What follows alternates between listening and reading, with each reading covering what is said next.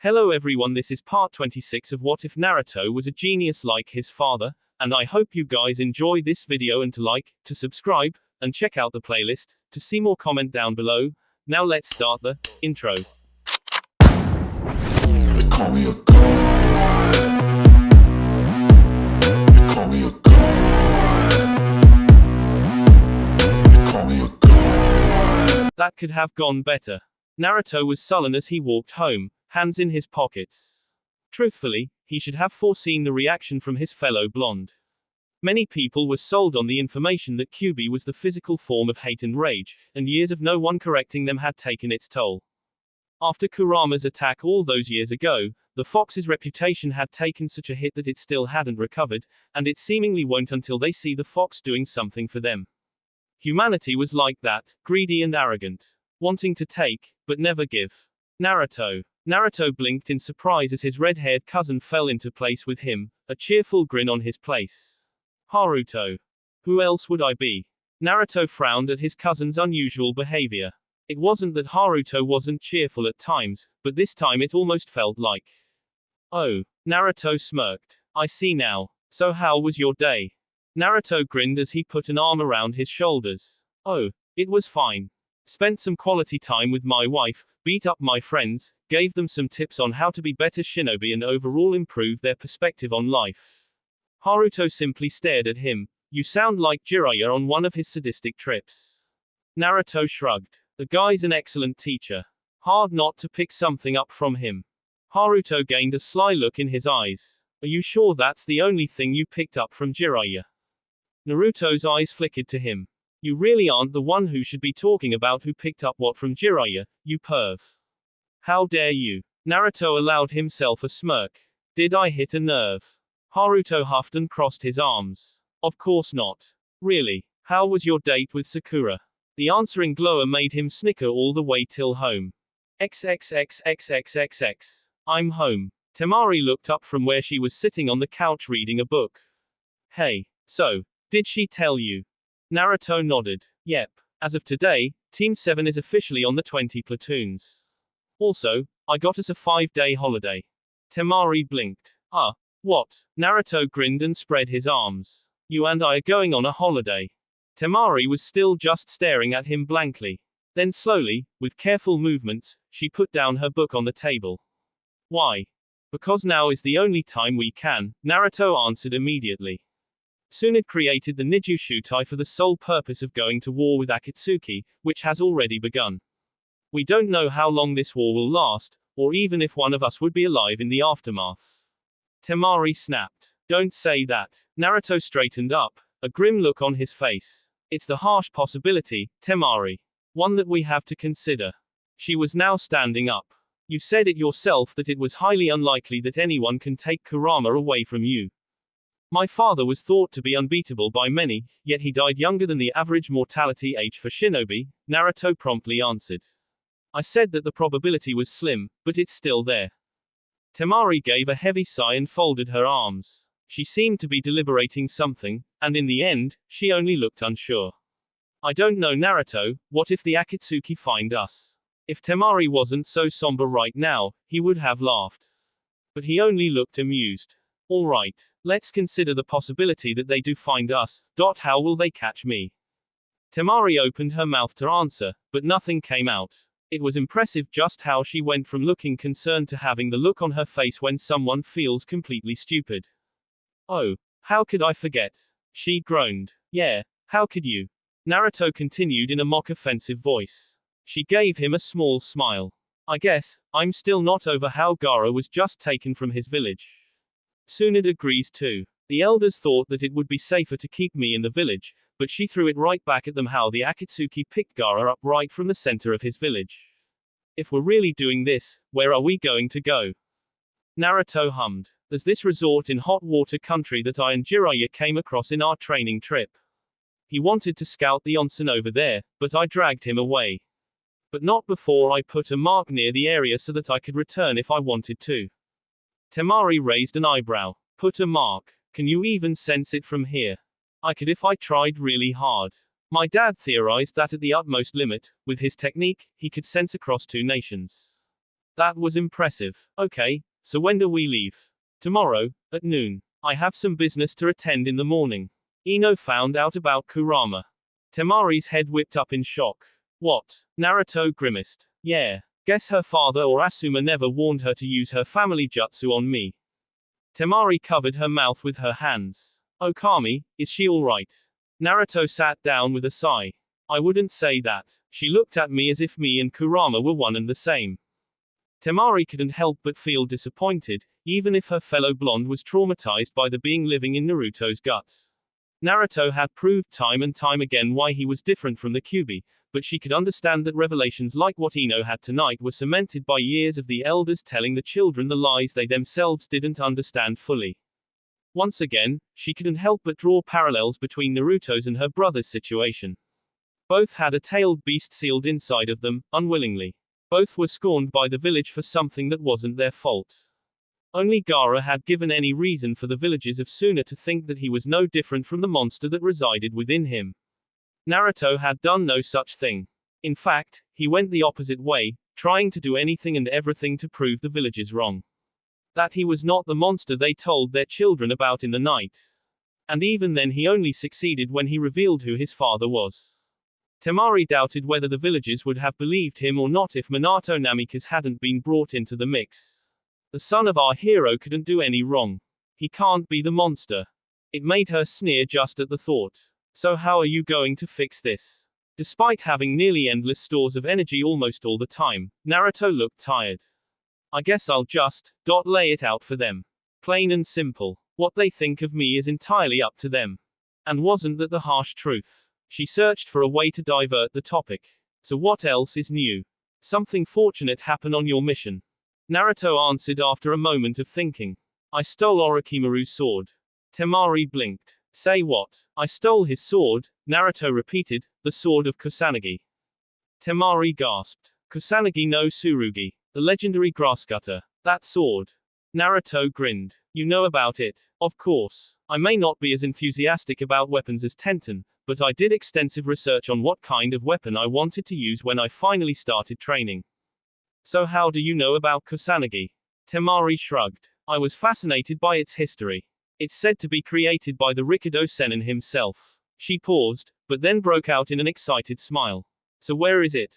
Naruto chuckled at her. It's in my vest. Well, whip it out. Naruto chose not to comment on the double meaning of that and unsealed the sword, slowly handing it to her. Don't touch the edge. It's got a poison that has no antidote. Yet. I know, Temari muttered distractedly as she waved it around a few times. It's quite well balanced. She balanced the blade on her index finger, watching it tip from side to side before settling. What are you planning to do with it? Naruto rubbed the back of his neck. I'm actually planning it to give it to Tenten, given her fascination with weapons. That actually caused her to gape. Seriously. Maybe it was the incredulity mixed with annoyance in her voice because Naruto had his hands up in an instant. Whoa. What's wrong? It took her a moment to calm down. Naruto, why are you giving to Tenten? This is a weapon of the legends and you don't just give away objects like these simply because you don't wield them. Naruto watched her stunned. How did you know that was my reason? Temari snorted. I'm your wife, aren't I? Naruto tried to speak, but apparently this was the time the universe decided he shouldn't have anything to counter his wife. So what do you think I should do? Temari raised her eyebrows as if to say, duh. Of course. Think of it as the spoils of the battle of the Uzumaki clan against the evil snake summoner. Naruto definitely looked amused. Are you asking me or telling me? He couldn't deny that she had a point. He hadn't thought this out completely, and he felt part guilty and part ashamed that he hadn't talked it out with Temari. She had just as much a hand in the decision of the Uzumaki clan as him. Telling you. Then I suppose it's a good thing that Tenten doesn't know that I have this sword. She would have either have broken down crying or bugged me or Temari until one of us said yes. So it just stays with us until. Temari looked up in thought. Maybe one of our children can learn Kenjutsu when they grow up. You can pass it on to them. Our children. Temari flushed. I meant to I mean. Naruto passed by her, chuckling. It's alright dear. I love you too. XXXXXXX. Before he knew it, Naruto found himself in Team 7's training grounds, sitting on a stump before all of his friends. Every rookie was present, and Naruto was thankful for the fact that the sensei didn't decide to come. Team 10 was standing, but it almost looked like Ino was trying to hide behind Shikamaru and Chuji. Also, they were covered in bruises, no doubt from last night. Team 9 was looking plain curious. Neji looked neutral like he usually did. Tenten looked a bit impatient if the tapping of her foot was anything to go by, and Lee was surprisingly quiet and serious looking. Team 8 was the same as Team 9. The less said about Team 7 the better. It wasn't in his nature to be nervous. He liked to think of himself as a guy who adapted according to the situation. If the situation required him to keep quiet, he would do it. If it required him to tear through his enemies, he would gladly do so with a smile. He had become intimately familiar with his bloodlust when training with Kurama. It was a side that best remained inside. The last time he was nervous was when he was about to be married to Temari. That was when he was truly terrified, because dealing with emotions meant sailing in a storm and not knowing where the wind is blowing. He couldn't control the boat. Now though, it was a different matter. This time, he was going to share his deepest, darkest secret with his comrades. He didn't need Tsunde's permission for this. He was one of the 2 people in the village who could decide without a second opinion who needs to know the secret. The other was the Hokage. Out of the corner of his eye, he saw Ino standing close to her teammates, looking at him nervously. No doubt, she had talked to her father last night. Speaking of which, Ino. She was almost startled, but didn't sound afraid when she spoke to him. Yeah. Are you all right? She pursed her lips and nodded. No verbal answer, which meant she was waiting for his explanation, and only then would she come to a conclusion. Also, did your father get called back to T&I? That gathered stares of confusion from almost everyone. Ino was confused as well as cautious. Why would he get called back? Classified. She didn't know, which meant that Inoiki hadn't been called in yet and it was Ibiki who was currently in charge of Kabuto's interrogation. He had no doubt that Kabuto was a tough man to break, but Ibiki had been at this game for a long time. Still, the ability to go into someone's head and fish around for information was damn useful. Ino frowned. What's classified? The information that I'm about to share with you. Naruto-kun. Naruto glanced towards Hinata, who was nervously twiddling her fingers. If it's classified, won't you need the Hokage's permission to share it? No, I won't. It's something that I can choose to divulge without needing the Hokage's permission. But I do have a request for all of you. He looked everyone in the eye to ensure the gravity of his next sentence. Do not tell anyone else. By now, the rookies were more curious than confused. Never had Naruto acted like this before, but then again, no one could ever predict what he did. There was a reason he was called Konoha's #1 unpredictable ninja. He pondered on how to say it and after a moment, decided to go with history. Alright, you guys know what happened 16 years ago, October 10th. Kyuubi's attack. That's correct, Tenten. 16 years ago, Konoha was suddenly attacked by Kyuubi. My father, the Yondaime Hokage, was the one who fought it and won, killing it in the end but sacrificing himself along the way.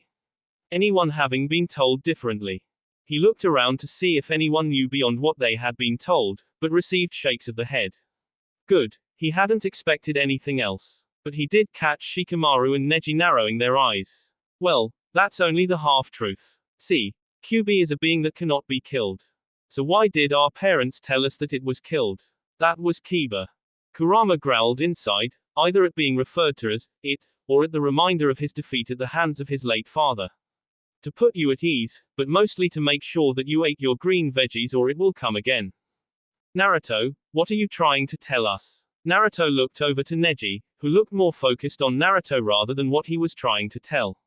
What I'm saying is, the Kyuubi is alive and still in Konoha. He could see Ino struggling to remain quiet, but he shook his head at her. This was his secret to tell.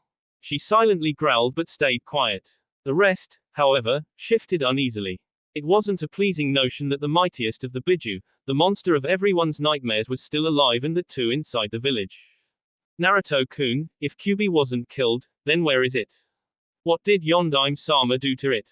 Naruto appreciated that Lee knew he was no worker when it came to Fuinjutsu, and as such didn't make any assumptions. He sealed it away into a newborn baby. He figured that this information should be enough for everyone to arrive where he wanted them to arrive, but he failed to count the fact that not everyone was a genius and as such, needed more information to connect all the dots. Oh Kami, that's horrible. So unyouthful. How could the Yondaime do this? These were the general reactions. Hinata looked down, no doubt feeling sad for the poor child who got stuck with the monster. Kiba growled to himself, while Shino continued staring at him. No doubt, he was on the way to figure out what Naruto had been trying to tell them. Ino was stoic, an expression that surprisingly didn't suit her, and Chuji still looked clueless. Lee was still spouting off something about unyouthfulness and Tenten was trying to get him to calm down. Shikamaru was looking at his with cautious eyes. Naruto recalled that he had been in that meeting all those years ago, and therefore already knew his secret. He wondered just what he had thought the evening before, having no doubt figured out what Ino saw in his head. Neji had reached the conclusion moments later. He may not be as smart as Shikamaru, but he was still a genius. He didn't need all the pieces to see the picture of the puzzle. Naruto would have laughed at his wide eyes if this wasn't a serious situation. When the rookies had somewhat calmed down, Naruto gave them the next clue. Also, do some of you guys remember your parents telling you to stay away from me? Still, some people needed a bit more. Kiba, for instance. What are you trying to tell us, Naruto? Naruto sighed. Time to drop the bomb. Why do you think my birthday coincides with the day my father sealed the Kyuubi into a newborn baby? Dead silence. Naruto just rested his chin on his hands. The rookies looked exactly like he had imagined yesterday, trying to decide the best way to tell them. Hinata and Tenten had covered their mouths at the horrifying realization as they stared at him. Lee was, for once in his life, looking absolutely stupefied. He had nothing to say that would relate youth to this situation. Shino's only indication that he was shocked was that his eyebrows had reached his hairlines. Kiba was simply gaping at him. Chuji had dropped his bag of chips, joining his friend in the shop department. So now what? You're the Kyuubi. Ino spat out. Just for a moment, Naruto felt an old, snuffed-out flame coming back to life. The flame that represented his anger at the village, at the villagers, sometimes even at the Hokage. He was tired of people hating him because no one bothered to correct them that he and Kurama were separate entities. But then he ruthlessly squashed it. Anger wasn't going to help him right now. Patience would. Therefore, with as much patience as he could muster at the moment, he answered her. When water is poured into a glass, does the glass become the water? That was the simplest analogy he could think of, without going into seals. He knew that everyone knew what a storage seal was, but it would probably be easier to relate to a glass of water.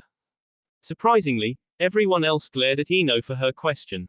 But then again, they hadn't seen what she had seen. Ino herself straightened back at the question, looking indignant as if his answer offended her. But then, Hinata of all people fell out of the line, arms crossed and a minute scowl on her face. Naruto never thought he would ever see the shy, sweet Hinata upset at someone.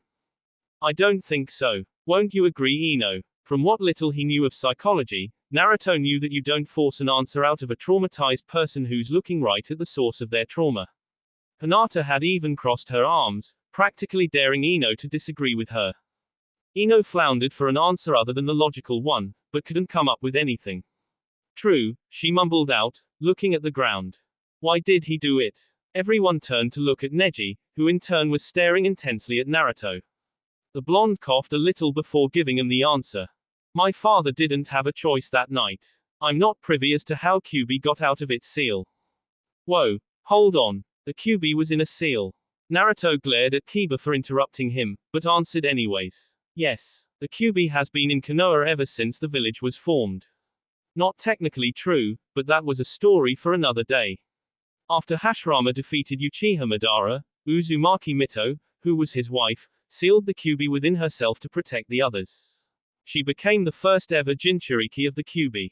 Kiba once again interrupted him, but his question was deemed valid by Naruto. Jinchu, what now?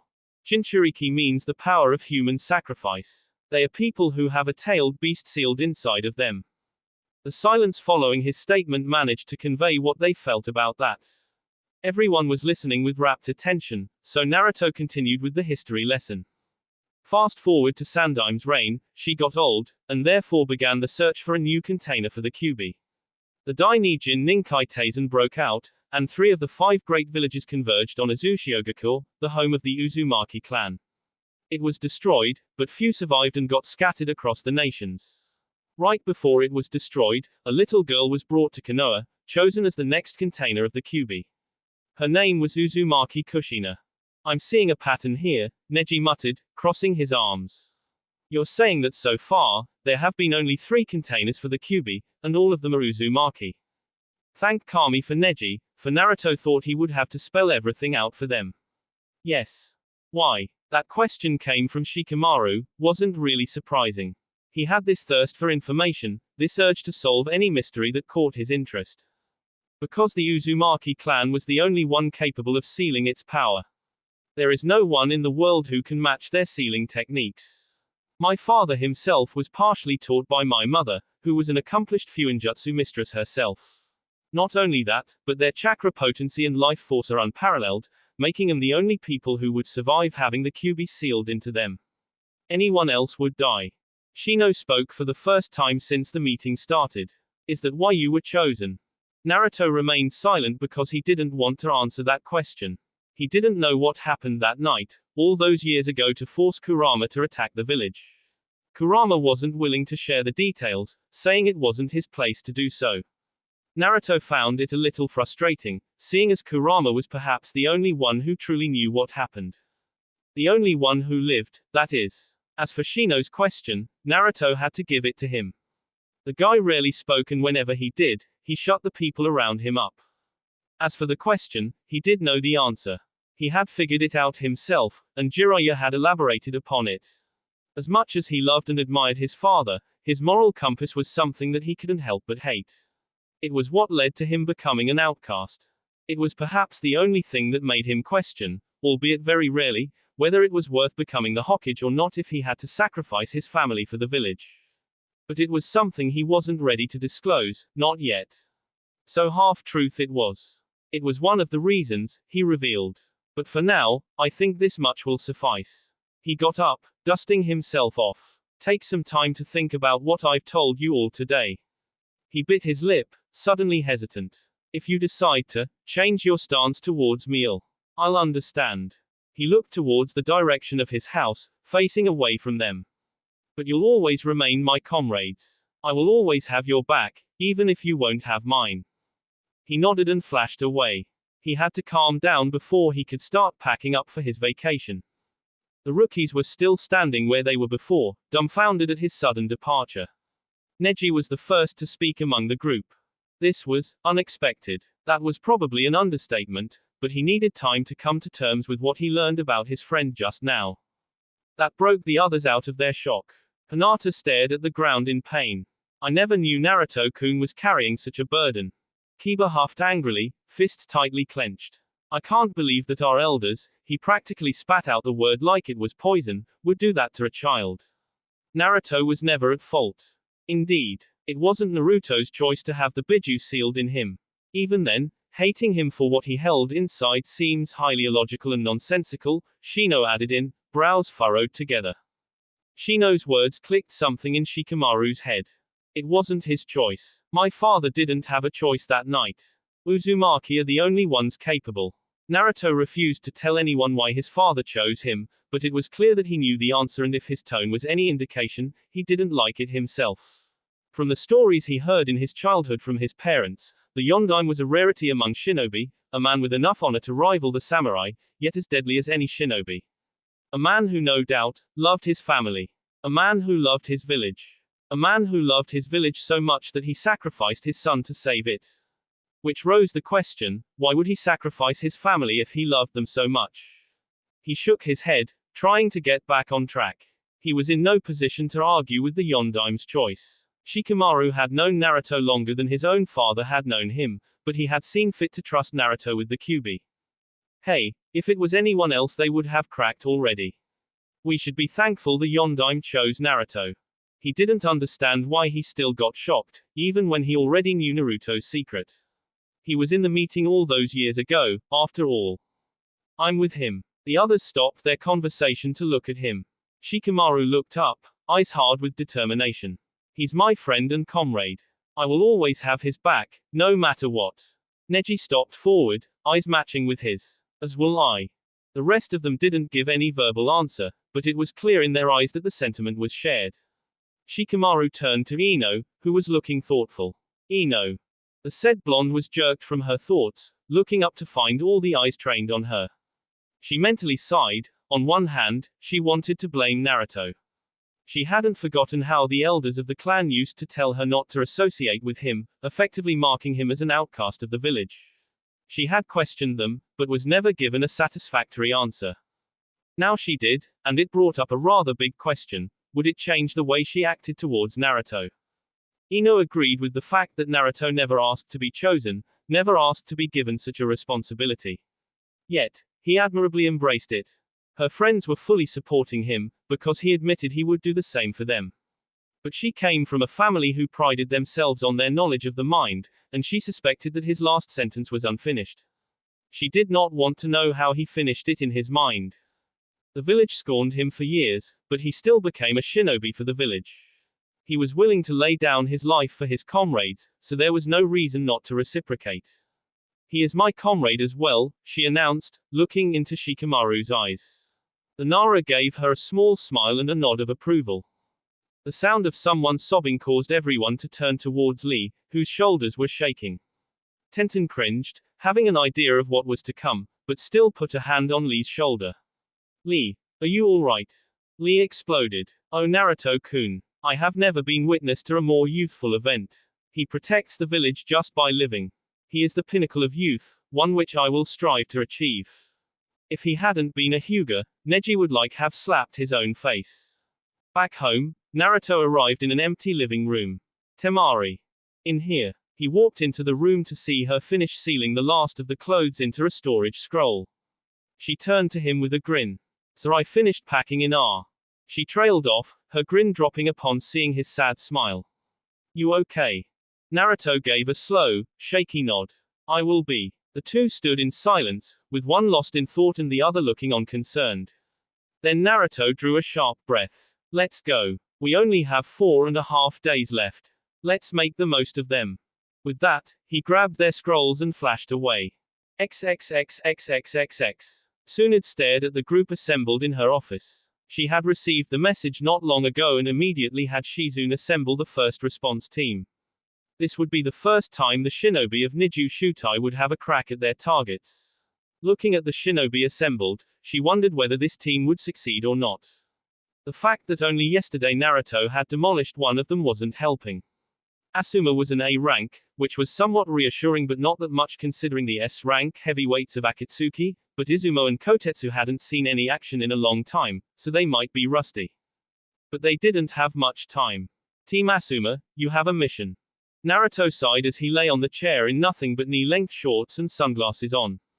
This is what I call a holiday. He and Temari had been here for 3 days now, and all had been quiet. Initially, he had been apprehensive that he would be recognized. Resort or not, ninja are present everywhere. In that case, he and Temari were carrying false identification cards. They had even taken off their wedding rings. But the civilians living in T country were not aware of his identity, assuring him anonymity.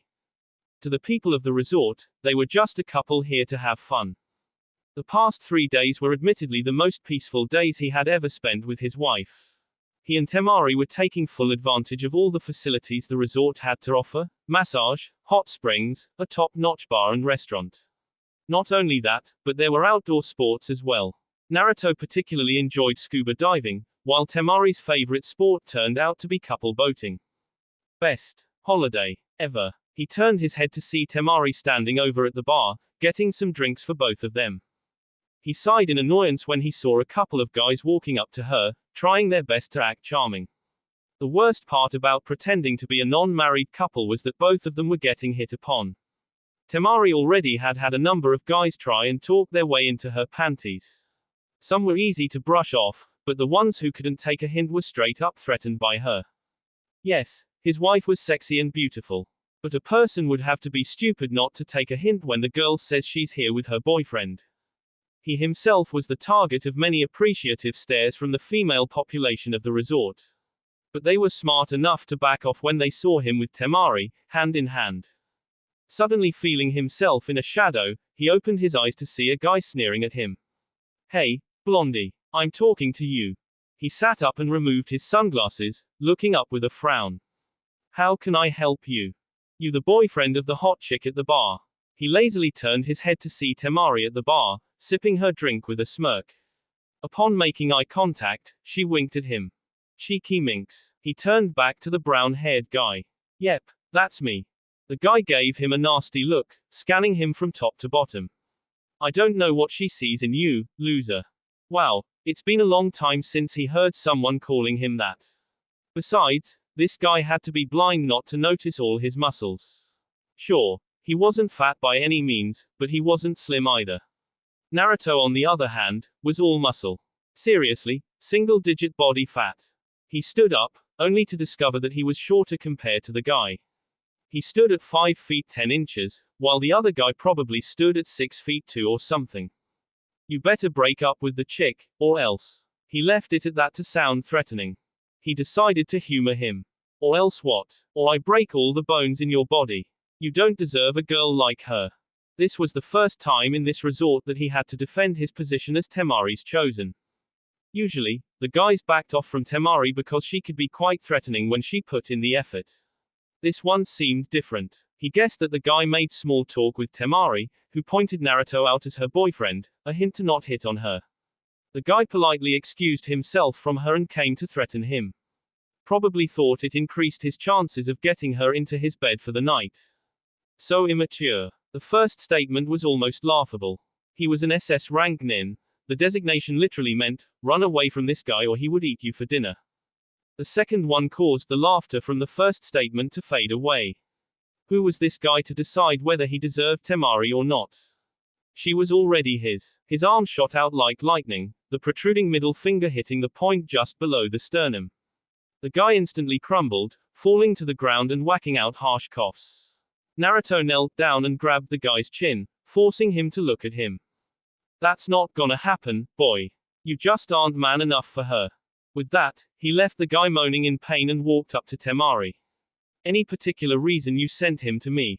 Temari smirked and wrapped her free arm around his neck, pressing herself into him. His hands went to her naked waist, and he smirked as she whispered in his ear. Your possessiveness over me, it's a turn on. His smirk never left his face as he separated from her and returned to his seat. He saw the guy who he beat up still on the ground, moaning in pain and pointing a finger at him, spitting curses.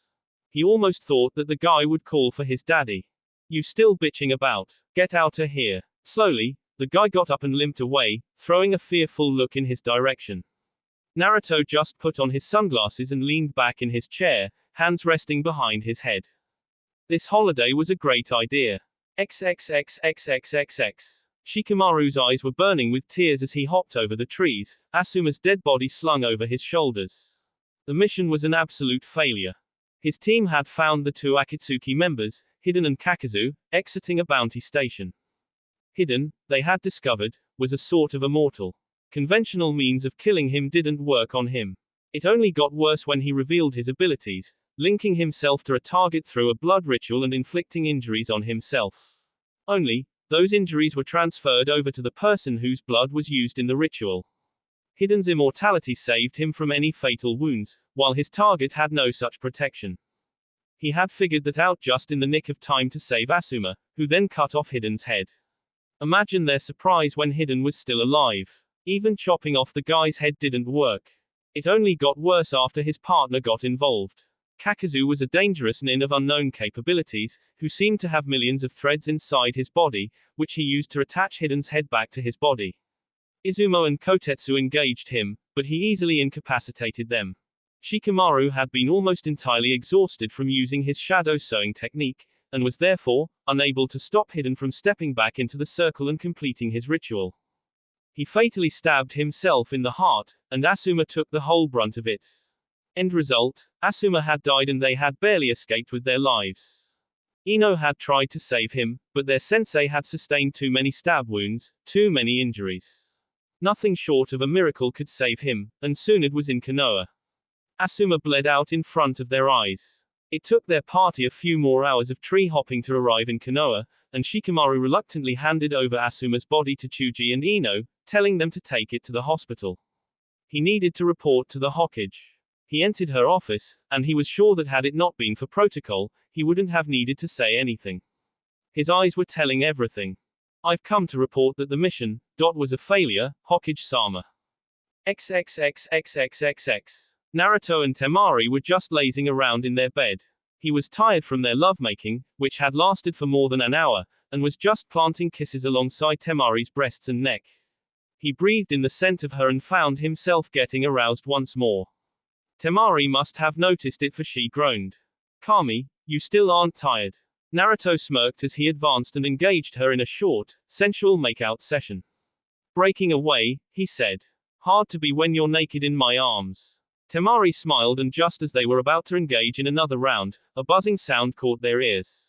Naruto went death still as he heard it, and in the next moment he was out of the bed and over to his pad, not caring if he was naked. He opened up his pad and rapidly scanned the message from Tsunade. Temari sat up, holding the covers to her chest, and asked with concern. What's wrong? Naruto put down the tab. We need to get back to the village. Hearing the grave note in his voice, her heartbeat quickened. Is something wrong? Asuma is dead. XXXXXXX. It took them no more than 10 minutes to pack and check out.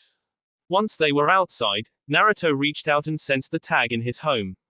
It was a bit of a tedious process, considering the number of places he had marked during his training with Jiraiya. Once the tag was firmly pictured in his mind, they flashed away. It only took them 5 more minutes to change into their uniforms before Naruto flashed them away to the outside of the Hokage's office. He knocked, and once they received permission to enter, he almost threw the door open and walked in. Seeing the ashen faces of Shizune and Tsunade only confirmed the authenticity of the message. We got your message, he nodded to Tsunade. The blonde healer took a deep breath and nodded slowly. You made good time. I got the news only an hour earlier. Was it the Akatsuki? The silence was all the answer he needed. Naruto turned his head away, unable to look Tsunade in the eye. If only he had been on that mission. It's not your fault, Naruto. His head snapped back to face Temari, who was looking somber. She shook her head. We couldn't have known that this would happen. It was an explanation that was hard to accept, but it was true. There was no way Naruto could have known that someone was gonna die on this mission. S-rank missions were no joke, because they carried a 90% risk of death. Which was why they were only given to the most skilled of shinobi. Asuma's team was comprised wholly of Chunin, so the fact that they made it out alive was more shocking than anything. Sure, Asuma was a rank, but even an A rank would struggle against an S rank nin. The latter was a whole another league of danger. Okami, Gigi. The old man must have been devastated by the news. His relationship with his son was already strained, but now he had no chance to make it up. The pit of despair he must have fallen into. I need to go, he excused himself and flashed away, not waiting to hear Tsunade's dismissal. He appeared right outside the Sarutobi clan compound and hurried inside. The atmosphere was already sad and saturated with grief, but Naruto tried his best to ignore it as he reached the former Hokage's house. He almost tore the doors open in his hurry to get inside, but stopped in his tracks at the sight in front of him. Gigi was crying. Never before had he seen his pseudo-grandfather cry. The loss of his estranged son had, without doubt, crushed him like nothing had ever before. He just walked up to him and stood beside him in silence. He didn't know the pain of losing one's child, but it had to be something absolutely unbearable. Something that would crush the will of a person to live into nothing. Gigi had already outlived his wife, but to outlive his own son, with whom he had been working to fix his relationship. Naruto wished he had some way to ease off the pain from Gigi's shoulders. The pain I felt when Buwako passed away, it still remains with me, to this day, he whispered, eyes fixed on the portrait of his family. I have learned to put it behind me, but Asuma, his voice cracked up, he was my son. Estranged or not, he was my child. The little boy who I brought up with my own hands. The pain in his voice was so raw, Naruto couldn't help but shed a tear of his own. It pained him to see Gigi suffering such a loss. I thought I had seen it all, the pain the world has to offer. But life once again proved me wrong. Losing your child is the worst pain anyone can go through. Naruto didn't have a child, but the pain in Gigi's voice told him that it was the absolute truth. He closed his eyes and vowed to himself, he would do his utmost to keep all of his family, present and future, safe or die trying. He almost missed Gigi's next words. Parents put their child's needs before their own. We feel responsible for their well-being. Losing a child doesn't just mean losing a person we loved. It means, he took a shuddering breath, losing the years of promise we looked forward to. Naruto wondered whether Gigi would ever recover from this ordeal. There's only so much grief a man can take before his mind snaps. The village had taken too much from him, his unwavering loyalty, his wife, his successor, his prodigious student and now his son. Shinobi were always prepared to face death, but that didn't mean it was easy to deal with. He took a deep breath. I appreciate your presence, Naruto, but I need some time to myself. Please, leave me alone. Without saying anything, Naruto turned and walked away. Or would have, had the person in front of him not stopped him. Konohamaru had grown up, no longer the little shit with a missing tooth and ridiculous helmet. He looked like a proud shinobi of Konoha. A shinobi who was broken. Tears were streaming down his cheeks in an unstoppable flow. His eyes were full of grief and sorrow. Naruto felt a little guilty for coming here. Ever since his return, he hadn't met Konohamaru once. The first time he meets him is at his uncle's death. Konohamaru. He couldn't finish because the young Sarutobi crashed into his gut, arms wrapped tight around him and bawling his eyes out. He couldn't help but feel sympathy for the young genin. He's dead, Ni-chan. Naruto just rubbed his hand in Konohamaru's hair, truly feeling bad for what happened to the genin.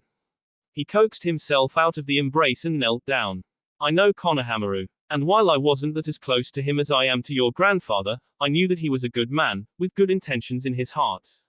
Death is a part of our life, and it is a harsh reality that we sometimes tend to forget. He squeezed his shoulders. I understand that you are in pain, Konohamaru. We are in the middle of a war now, and time is a precious resource. There isn't much we have, but what we do, use it wisely. Now is the time to mourn.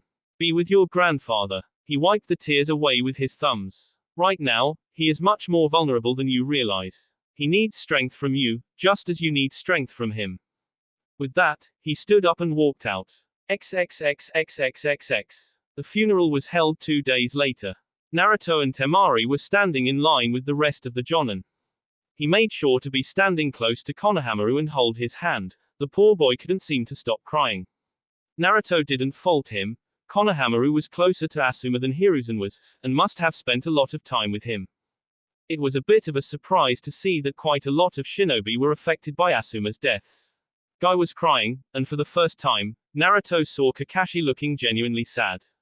While he had always seen him acting quite aloof and distanced with the other jonin, he didn't know that Kakashi genuinely liked the bearded jonin as a friend. A valued comrade, sure, but not as a close friend. But of all the people, the one most affected seemed to be Kurenai. She's a widow now, a woman with a child who would never see their father. Naruto held no love for the female jonin, but it was hard not to feel bad for her. With Asuma, she wanted to start a new chapter of her life, to explore parenthood. Now, that chance was gone.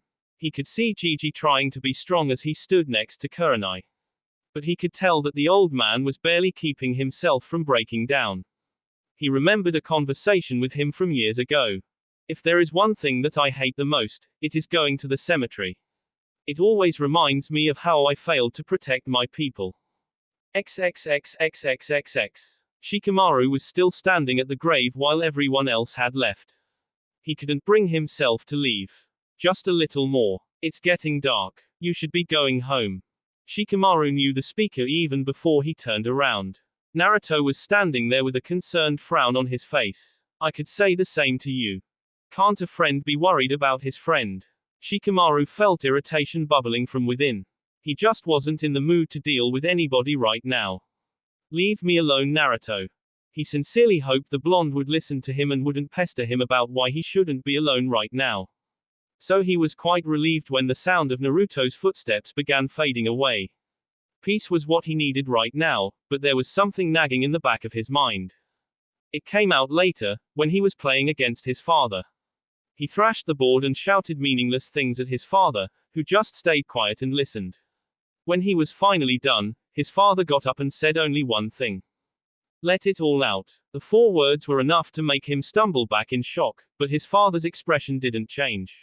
Let out all the sadness, fear and anger that's building up inside of you. His voice carried the weight of years of wisdom gained through pain. That's the first step. With that, he left Shikamaru to his thoughts. A small part of him wished that he hadn't, because his thoughts were in a turmoil so thick it seemed impossible to get out of. He was forced to confront them, and see the weight of his failure. Asuma died because I was weak. If I was just a little stronger, a little more faster, I could have saved him.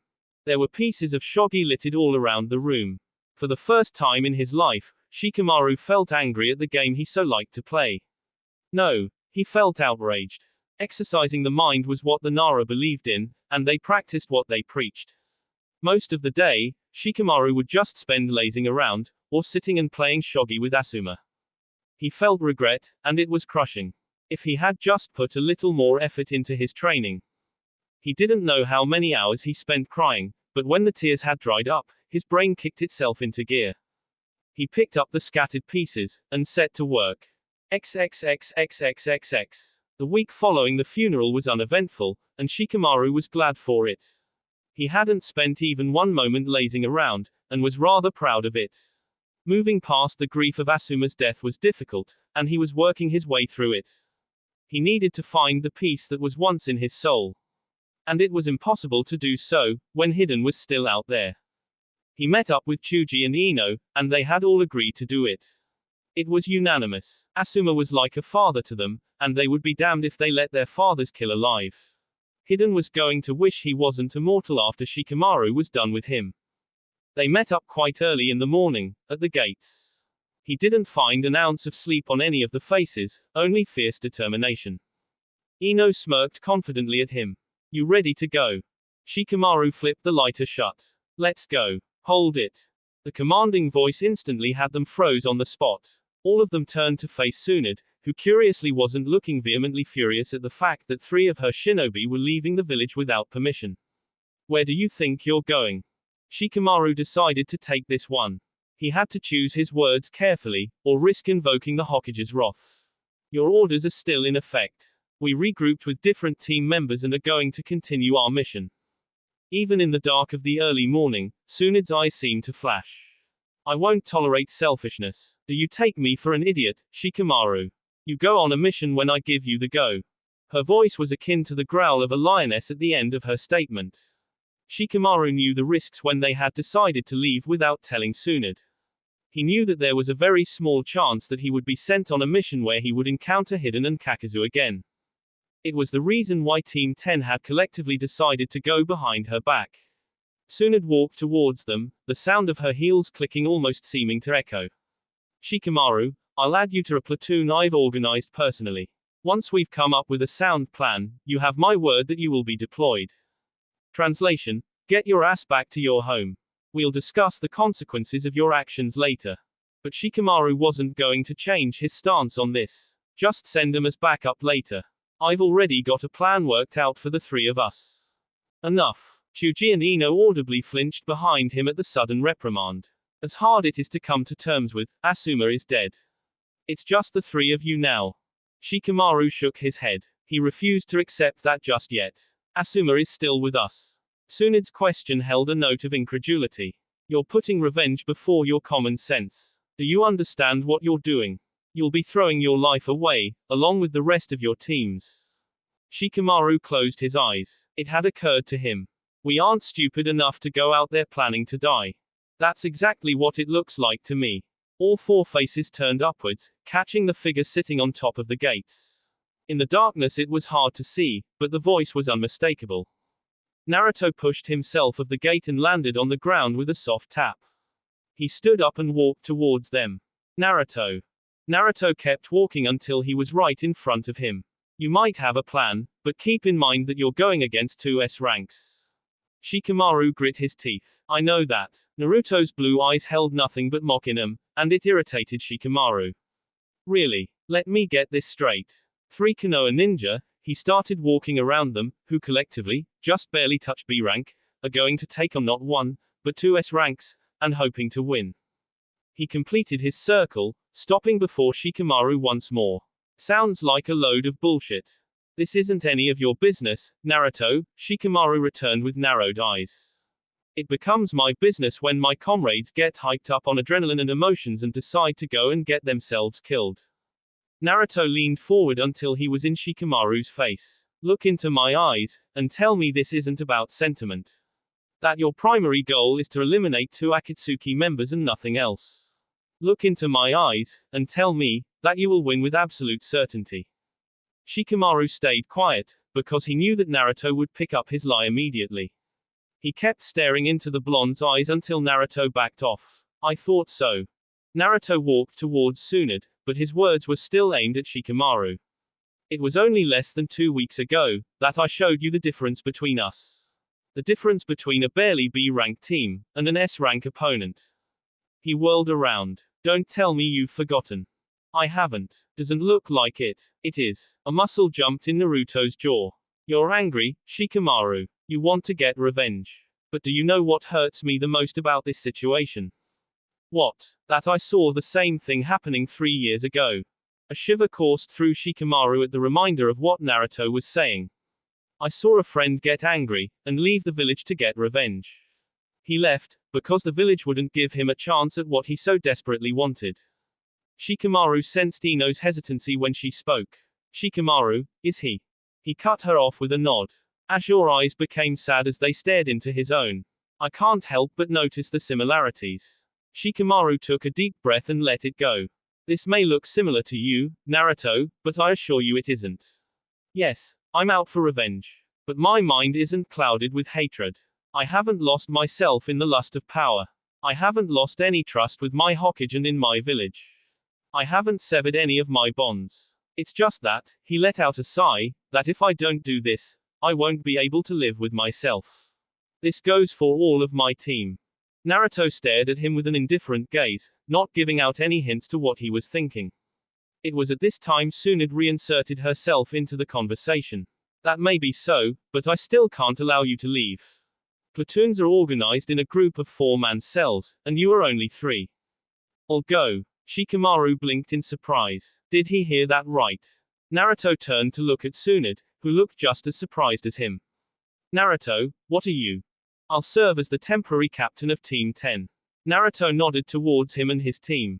Look at their faces. They aren't gonna back down from this. Might as well assign me as their captain, so I can keep an eye on them. The last part of the statement was something of a grumble, but it sounded like, keep them from doing anything stupid. Tsunade turned to look at his team, and her shoulders sagged just a little. Naruto's words rang true, and she finally admitted defeat with an audible sigh. Fine. Do what you want. Shikamaru allowed himself a small smile, while Chuji and Ino outright cheered. But there was still one thing.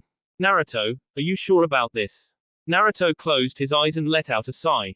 Trust me, if I were Jiraiya I would have dragged the lot of you back into the village by your ears for cheering like that. S-ranks are no picnic. No, I mean, you are what they are looking for.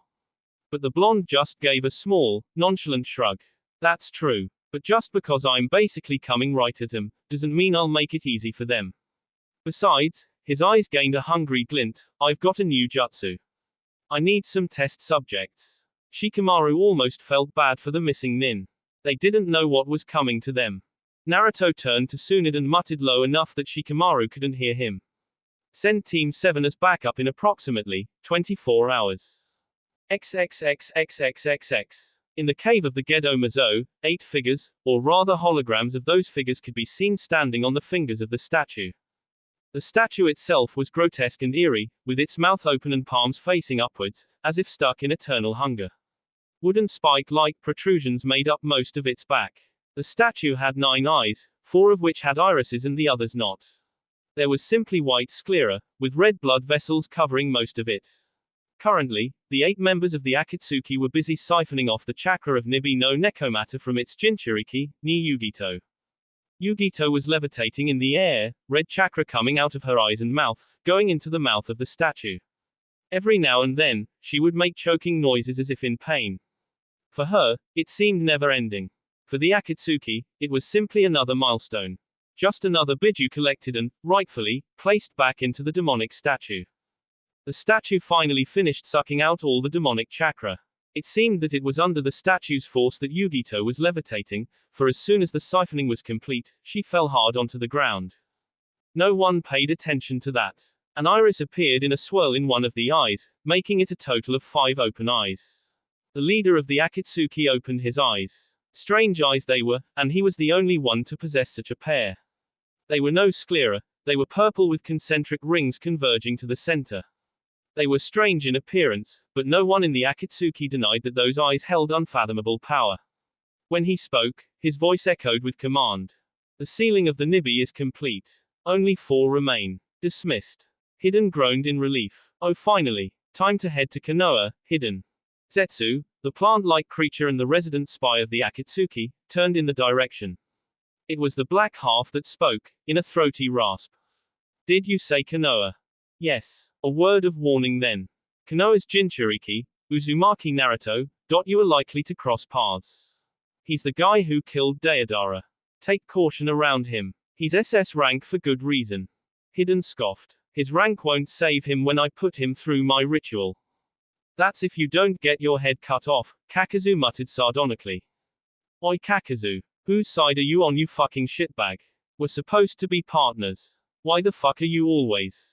Enough. Let's go, Hidden. With that, Kakazu dismissed himself, Hidden following with an indignant scoff. The figure of Toby closely observed the conversation. No one noticed it, but Toby never spoke up during the two nins' conversation, never said anything stupid like he always did. The Sharingan in his eye was hidden by the quality of the holograms and his mask. So they're going after Naruto. It will be interesting to see what comes of their battle. XXXXXXX. Both of them opened their eyes and got up, stretching to work out the kinks from sitting in the same position for 3 days. Fuck, sitting for a long time sucks. Time to let loose. He then saw Kakazu walking in what he assumed was the wrong direction. Oi Kakazu, where the fuck are you going? Exchange point is the other way. His partner turned around and glared. Are you brain dead or what? The fuck did you say? Our target is the Jinchuriki. Just because we said we'd be back doesn't mean we're required to waltz right into an ambush. We'll simply take a different route to Konoha. Hidden just stared at him, silently asking him to explain. Kakazu's voice dipped low. It's been 3 days. The bounty is most likely in Konoha by now. Hidden's mouth opened in realization and he smirked. Right then. Let's go. XXXXXXX. Naruto, take this. Use it as soon as you see an opening. Naruto accepted the small vial Shikamaru handed to him. Gotcha. I gotta hand it to you, man. You've learned a lot about the enemy from just one encounter. That may be, but I still don't have much info on the other guy, unfortunately. Naruto waved the statement away. We'll take what we can get. Beggars can't be choosers. Though it's very impressive how quickly he was able to incorporate me into his strategy, given how abruptly I joined them. Given how lazy he is, I'm surprised he didn't fall asleep. He must have used a lot of brainpower at once. You can't resist making fun of others, can you? I've got nothing else to do. Shikamaru's voice called him back to attention. It's imperative that you memorize the simulations. The success of this plan depends on it. Naruto put the vial in one of his pockets and stood up. Now that we're done planning, you guys ready to go? Hi. Naruto looked at his second in command. I'll let you take this one. I'm not familiar with the routes you guys took or what route they took. Chuji piped in. We'll search the route from the fire temple to the exchange point. There has to be something there. Shikamaru shook his head. Perhaps, but I wouldn't hold my breath. Naruto clapped once. All right, let's roll. Almost a day later, they found themselves on the route that was seldom used to get to Konoha. It was basically a dead forest, with the topsoil of the ground eroded and trees having lost any semblance of life a long time ago. Naruto stood up from where he was inspecting the ground for tracks. I got nothing. The rain wiped out any clue that might have led us to a trail. What do we do? Shikamaru scared. Our plan is useless if we can't find our enemy. Chuji spoke up, sounding doubtful. Well, they did say they would return, but they would be smart enough not to go to the same spot, right? There should be 2 squads watching the exchange point, Ino added in. It wouldn't be a problem if we were only dealing with Hidden, but he's with the other guy. Naruto snapped his fingers. Let's look at this another way. Even if they take a different route, their targets remain the same. Capturing me, and stealing Asuma's body for the bounty. Chuji spoke up again, sounding worried. Naruto, are you sure you'll be fine? Inwardly, he smiled. Chuji was a true friend, always worrying about the safety of his friends. Don't worry. If they are after the Biju inside me, they'll want to take me alive. They'll be restraining their attacks. Shikamaru nodded. They're heading for Konoha then. That narrows down the area we need to search. How do we find them though? Shikamaru looked up to the sky, as if searching for an answer. And to Naruto's mild surprise, he got it. We'll use that, he nodded to an owl. Naruto smirked and nodded. A moment later, Ino slumped to the ground after her consciousness left her body. He settled down against a trunk. It could be a long wait. Naruto. What? Be cautious. I don't want to die because you got careless. It's nice to see you worried about me, Kurama. Don't twist my words. I mean it, you idiot. I know you do, Kurama. TCH. Ino suddenly woke with a gasp. Naruto stood up. You alright? Ino nodded, taking deep, shaky breaths. That was close. Did they notice? I don't think so, but they're definitely heading towards Konoha. 10 minutes from here, 2 o'clock. Naruto could feel the adrenaline, his excitement beginning to rise. This was going to be one hell of a fight. Alright, let's go. XXXXXXX. Naruto kept himself hidden, with his chakra suppressed so much it would be hard to tell the difference between him and a housefly. Given his reserves, he understandably had difficulty in doing it. Which was why he had a seal especially made for this. It didn't completely conceal his chakra, but there was so little of it that it was hard to pinpoint. He had set up his markers on a number of spots, just in case of an emergency. He watched as Shikamaru's shadow slowly crept up behind them. If they truly were S ranks, they would know about it and understandably dodge. All according to the plan. They jumped apart, just as 2 explosive kunai made their way to them.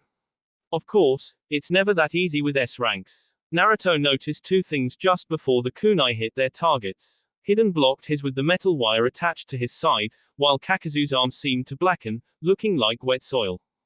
The 2 nin jumped out of the smoke, not having a scratch on them. Naruto noted that the scythe was no longer attached to the metal wire as it fell down, its spikes digging into the ground. Kakazu. I hardened my arm, I didn't get hurt. More importantly, watch out for the shadows. Oh, so that's why his arm looked like wet soil. He probably used a Doton jutsu to harden. If he can do that to his arm, then he should be able to do it to his whole body. I'll need to work my way around that. Shikamaru's shadows creeped towards them yet again with the speed of a squirrel, deceptively fast. They branched out towards both the members, intent on capturing their shadows. Ha! You must be fucking retarded if you think I'll fall for that again. Hidden, above you. Ha! So Kakazu was the intelligent one. He seems to have a solid grasp on keeping aware of his surroundings. Naruto watched as Shikamaru leaped into the air, throwing Asuma's trench knives with seal tags attached to them.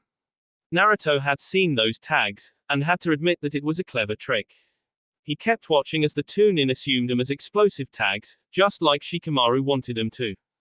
Hidden dodge. The 2 knives passed right by their heads, burying into the ground behind them, in their shadows. Naruto smirked as he saw the 2 nin struggling, having figured out the purpose of the knives. Kakazu, with great effort, turned his head towards Hidden. He got us. Shikamaru jumped down from the branch he was standing on. Shuriken Shadow Mimic, successful. Naruto squashed the urge to thwack his friend on the back of his head. Was it really necessary to mention the name of his shadow technique every time it worked? Hidden growled out in anger. Damn it, your shadow never touched us. How did you? The knives I threw at you were chakra blades. They're made from a special, chakra-sensitive metal. They absorb the user's chakra, allowing them to use them as a base for a technique. In a way, you are under my shadow bind, Shikamaru explained. Naruto hit his head on the tree trunk he was resting against. There was no need to explain it to them. They are mementos from Asuma, the man you murdered. Ha! The 35 million Ryo. Naruto was impressed with Kakazu. The man had a talent for sounding ruthlessly callous every time he spoke. But that turned into caution when he saw that Kakazu was looking at Shikamaru in a new light. He was looking at him, perceiving him as a threat. Not good. It was somewhat amusing to see Hidden have a visible breakdown, not liking the silence of his partner. Shikamaru then extended his shadow, catching Hidden with it. He then backed up, until Hidden was standing right next to his side. He picked it up, and then the dance began. Shikamaru sicked the Jashinist on his own partner, all the while the said Jashinist spewed out threats. Naruto had presumed that this would probably end the fight, for there was no way Kakuzu could dodge the scythe while his shadow and by extension, himself was bound. Right. Naruto's eyes widened in surprise when the man ducked just at the right time, saving himself from decapitation. But what was shocking, was that the man's hand came out of the ground, caught the kunai, and dug it right out, allowing Kakuzu to dodge. The hand wasn't any ordinary hand. It didn't even have any sort of flesh. Rather, it seemed to be moving through the application of strange, gray tendrils. Threads that were thick enough that Naruto's hand would probably not close around them completely. Naruto looked towards the Takinuke Nin, and came to the sickening conclusion that the man had probably detached his hand when it was out of sight, allowing it to dig into the ground. The hand tossed the knife on the ground laid down flat, allowing the rest of it to come out. Naruto looked on in morbid fascination as a thick bundle of threads came out. Strangely, they seemed to be expanding and contracting. The bundle almost seemed alive, somehow. It was beating, for the lack of a better word. Beating, like a heart. Naruto filed that away for later. The information might come handy in the fight that was about to follow. The threads of the arm reached out to their owner and began merging back. The bundle with them, still beating like a heart. While it was much too large to fit inside someone's body, Kakuzu had no problem fitting it back inside. What is with this organization? All of their abilities are out of this world. You are quite intelligent, unlike my partner. But even if you analyze every aspect of a battle, cover every corner, things don't always go according to the plan, Kakuzu lectured. Gotta hand it to him. He figured out Shikamaru's weakness quite fast. Shikamaru suddenly went on the offensive, swinging Hidden's arm with speeds that made it a blur. Naruto figured that Shikamaru wasn't taking any chances with Kakuzu. He readied himself, for the part where he revealed himself was coming to a close. Shikamaru successfully backed Kakuzu into a thick tree, and Chuji leaped at the chance. He transformed himself into a thick, spinning ball full of spikes. The spikes reminded Naruto of the technique Jiraiya often liked to use himself. Nikudanharisensha. With his heightened perception, Naruto noticed a crucial detail right before Chuji crushed Kakuzu. The impact was heavy enough to form a small crater on the point of impact. If it were any other man, they would be dead without doubt. If it were any other man.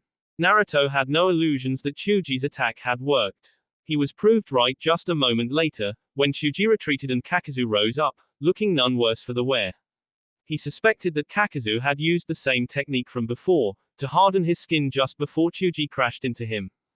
I know what you are thinking, and you would be right. No physical attack can harm me, Kakuzu almost sounded smug. It was time for him to move. He ripped off the tag and disappeared. Hidden started laughing like the maniac he was. Ha. Cower in fear, you pathetic atheists. Kakuzu, break this technique already. It's our turn now.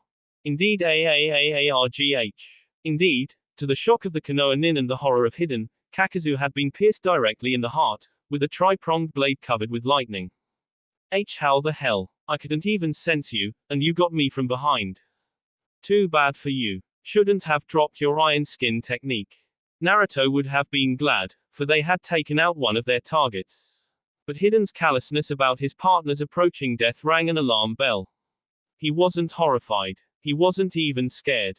Hidden was just annoyed. Ha, I thought physical attacks couldn't harm you. That brought Shikamaru out of his stupor. That's right. Naruto, how did you? He dropped his guard at the wrong time. As simple as that. Kakuzu could feel his life slipping away. His head bowed, he finally saw what pierced his heart. A tri-pronged kunai. You're Raijin no T, Namikaze Naruto. I prefer Uzumaki. You dropped your guard, and now you're dead. With Shikamaru and Chuji, both were admiring just how quick Naruto was. Naruto's damn quick. I didn't even see him closing in.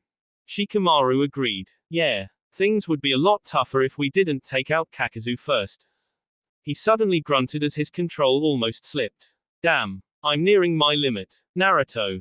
Naruto nodded to himself. It's been almost 4 minutes since he trapped Hidden. He's almost at his limit. He made quick work of using the vial given to him. It may be useless, given that Kakazu's dead now. But still, it might come in handy later. Kakazu finally stopped moving, and Naruto pulled back. He jerked his arm back, and Kakazu fell forward. Hidden just looked on in disdain and irritation. You can't just go around and get yourself killed, man. Naruto turned his attention to Hidden. Immortal, time to see if what Shikamaru said was true. Wind chakra coursed through his kunai, making it razor sharp. Without wasting time, he rushed at Hidden. He would have gotten him too, if not for the sudden feeling of alarm. He was too slow. He was already in motion, and it was at the last second that his eyes flickered to his left, catching the kick that slammed into his side. The force behind the kick would have sent him into one of the trees, and fell a few more behind it. So he did the only thing he could. He flashed to the nearest marker. Due to his momentum in being flung aside by the force of the kick, his landing wasn't all that graceful. All that force, all the resulting momentum being cancelled out in an instant by Hiraishin, his body was sent out of balance. He tumbled on the branch, rolling once before steadying himself. Even before he looked up, he already knew what had happened. His eyes just confirmed it for him. Kakazu was standing up, not dead at all. In fact, he looked just as he was before the fight. The only difference was that there was a hole in his robe from where Naruto had pierced him. He was confused. No, that would be an understatement. He had gotten Kakazu's heart, so there was no way the ninja should be standing up. What else was confusing was that there was no fluctuation in the man's chakra before he got up and kicked him. Nothing that Naruto could have sensed. It was as if the man suddenly decided, I don't want to die, and got up, just like that. What is going on? Jinchuriki of the Kyuubi, Uzumaki Naruto, you do bear a striking resemblance to the Yondaime Hokage, Kakazu commented. Hidden, on the side, was pumped up. Yosh. Now let's slaughter these idiots. The rage in Kakazu's callous voice was unmistakable. I intend to. With that, he unbuttoned his cloak and threw it away. What lay underneath was perhaps the eeriest, grossest, and most unnatural thing he had ever seen. Kakazu's back was covered in stitches. Stitches from the gray, thread-like things. But that wasn't even the most horrifying part. Kakazu had 4 masks, each differently styled and colored, sewn into his back. One of the masks had a large hole in it, indicating something had torn through it. Is that what I stabbed? Kakazu then hunched over, and Naruto sensed an incredible buildup of chakra. Now that Kakazu was actively flexing his chakra, Naruto got a more accurate reading of the man's reserves. They almost rivaled his own. It was almost horrifying to watch. Kakazu was giving grunts of effort, and his back was bulging like anything, which meant something big was moving underneath. It was like something was trying to tear its way out of his back. Soon the sounds of stitches tearing themselves apart filled the air, rooting everyone to their spots. Normally, Naruto would have seen this as an opening and cut Kakazu's head off. But given that the man's flesh wasn't flesh and actually tendrils that had a mind of their own, and something trying to tear its way out, Naruto didn't like the picture that was forming in his mind. Something moved in the corner of his eyes, and he looked down to see Shikamaru's shadow returning to him. Damn, 5 minutes were up already. It was like the board was being reset for a new game. Kakazu gave one final yell of effort mixed with pain, and a huge black mass came tearing out of his back. No, it was 4 separate masses, with each mass attached to one of the masks. Each mask formed a different monster that stood at least 9 feet lengthwise. One was different though it had wings made of the same material the monsters were made out of. The feel of chakra that Naruto was getting from them was disgusting. They were alive, yet dead at the same time. Zombie was the word, he decided. Hidden suddenly screamed, and it was a scream filled with the joy of insanity. There was no other word for the expression on his face. Hidden was completely mad. Jashin Sama. Watch me. I'm going to go nuts, non-stop insane on all of them. Suddenly, one of the monsters started moving, making a strange, gurgling noise. It was the monster that had the broken mask. Naruto made careful note of that. It's almost like the life of the monster is dependent on whether the mask is broken or not. The monster collapsed on the ground, melting into a puddle of strings. Naruto watched as the stitches on Kakuzu's back closed up in seconds. For the first time, Naruto admired them. To close up any injury like that, the technique had a lot of potential in the medical field. He watched as Hiden threw a fit about the dead monster. If that monster died after coming out of his back, then it must have been what I hit with my kunai. Hiden, sit this one out. I'll be the one to fight him. Oi. No fucking way. I'm getting really pissed that they keep tricking me. Let's do it like always, alright.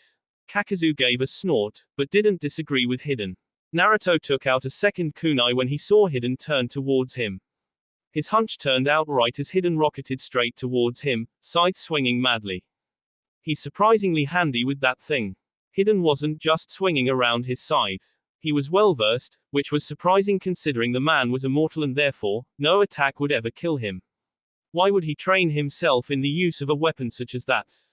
It was hard not getting caught by the red blades. Naruto had little time to observe the man's style.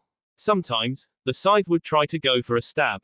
But most of the times, Hiden was just trying to get in reach. He remembered Shikamaru's info about him.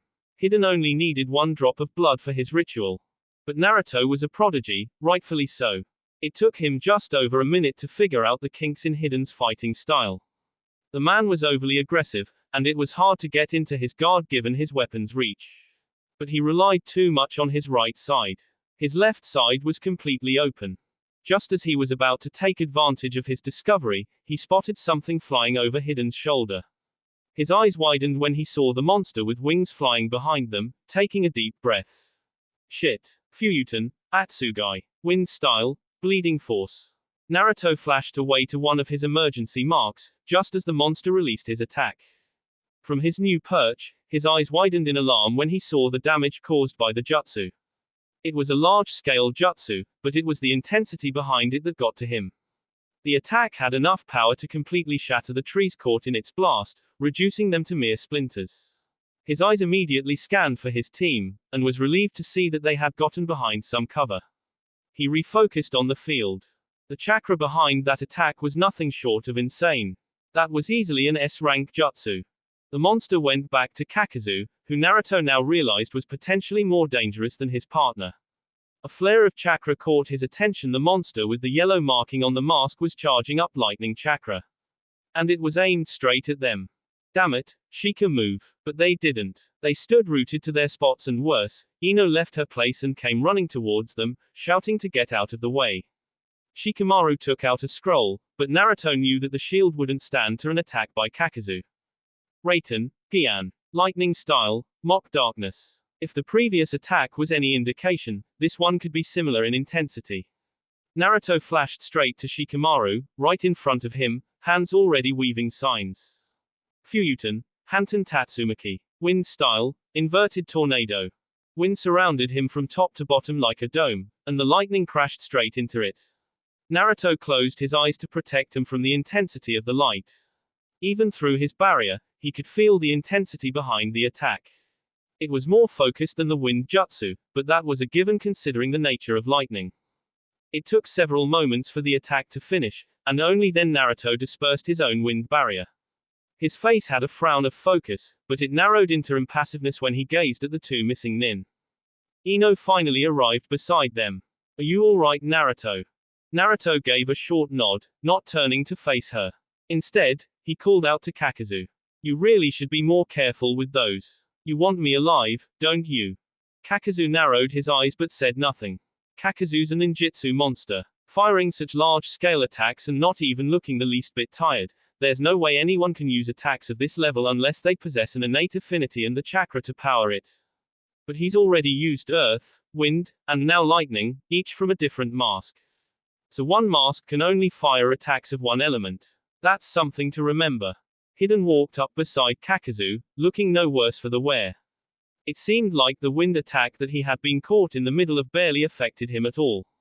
He smirked at Naruto, who just gazed ahead impassively. I'm impressed. You're the first person to survive that combo, Uzumaki Naruto.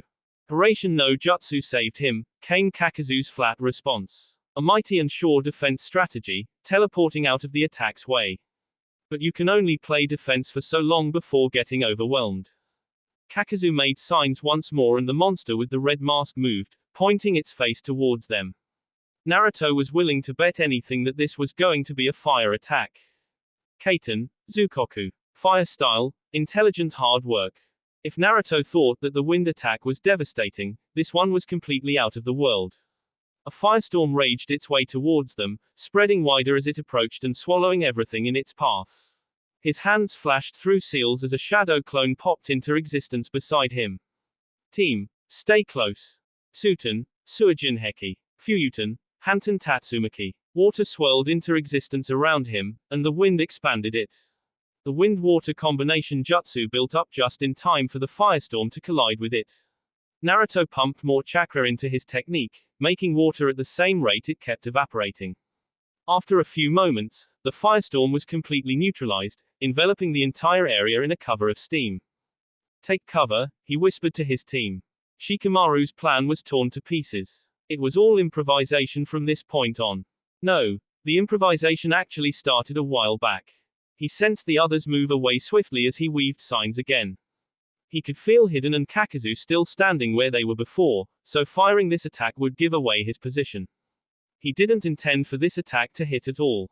They were being pushed back by the opposition, so it was time to knock off a piece of the board. Suten, Suidana. Water style, water severing wave. He sent the attack in an arc of left to right, giving the impression of wanting to cut them in half. It was no surprise that the attack didn't do anything but slice off trees, and Hiden was running directly towards him. So the Jashinist figured out his position from his jutsu. Maybe he should give him a little credit. Hiden converged on him, but Naruto was ready this time. Even if they were in a steam-covered area, the combat didn't slow down a bit. Hiden swung his scythe in a diagonal arc downwards, intending to make a large slash across his body. But Naruto deftly flipped over the scythe, his right leg catching Hiden in his face and sending him flying away. Naruto had removed any sort of resistance on him, so the attack had full power. Crack. He heard the telltale sound of a bone cracking as Hiden rolled away. Naruto scored a hit on the Jashinist's jaw. Naruto sensed the others landing behind him, just as Hiden retreated back to his side, standing a few meters in front of his partner. He was rubbing his jaw, but didn't seem to register any kind of pain. Hey, not bad. Perhaps it's the nature of his immortality. Shikamaru told me that Hiden fatally stabbed himself in order to kill Asuma. Which means he's most likely immune to pain. That, or the pain must only register for a moment before subsiding. He doesn't have a healing factor and heals at a normal rate, so the injury remains, but the pain somehow doesn't. Those two are almost too good at combo attacks, Ino muttered from her side. But I saw Naruto's blade connect. How is he not dead? Naruto agreed. I definitely pierced his heart. I have two theories on how he lived though. 1. I actually killed one of the masked monsters that came out of his back. 2. I got his real heart, but the monster gave its heart to him to let him live. Given the damage on the mask, I'm tempted to believe in the former. It was the same when he dismantled my shuriken shadow mimic. Something like a heart was attached to his arm, and it moved independently, Shikamaru contributed. Naruto looked at him in his peripherals. So you noticed that too, huh? My guess is that each of those monsters must have its own heart, along with the real one, and so they're all his. In other words, he has 5 hearts and by extension, 5 lives. Naruto mentally grinned. It's almost scary how similar this fight is to my final test. Chuji and Ino gasped in shock. How is that even possible? Shikamaru chose to ignore their question. Naruto took down one heart, which means to kill him, we have to take out his other hearts as well. Well done. You're both absolutely right, Kakazu complimented genuinely. Each one contains a heart taken from a shinobi I've killed. Looks like I'll have to stock up again, and your heart will be perfect, Uzumaki Naruto. Kakazu's revelation confirmed it for Naruto. So he took another shinobi's heart and connected them to his chakra circulation system. That's what allows him to use other nature transformations so seamlessly. By the way, does Konoha bury its dead? Naruto narrowed his eyes by a fraction. What kind of question was that?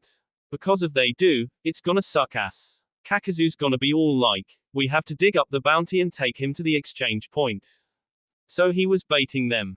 He could see why it suited the Jashinist. Hiden had no reason to make conversation with them. All he had said until now was how he was going to sacrifice each one of them to Jashin. But his team knew Hiden's abilities, and were keeping the distance. He couldn't get a hit on Naruto, which was why he was baiting them. And it was working. Naruto kept a close eye on Chuji, who was getting affected by the taunts.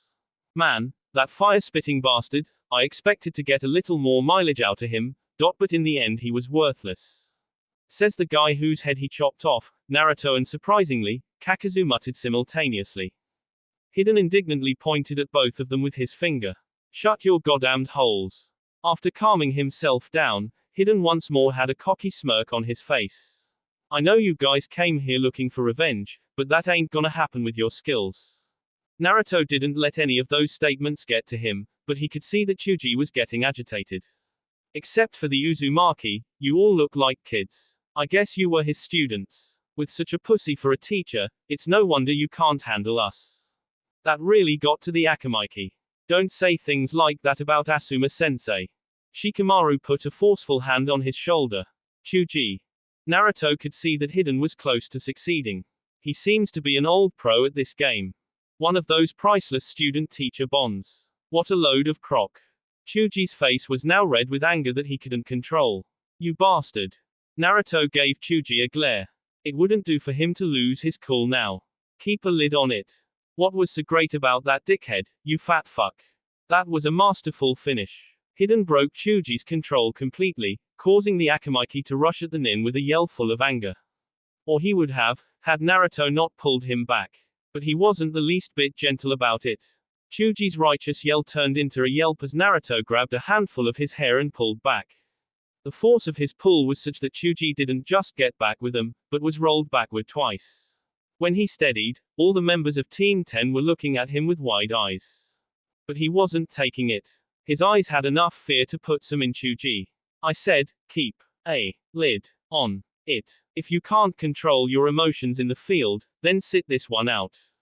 He turned back, not really caring for their response. This was exactly what he meant when he said that they weren't ready for this mission.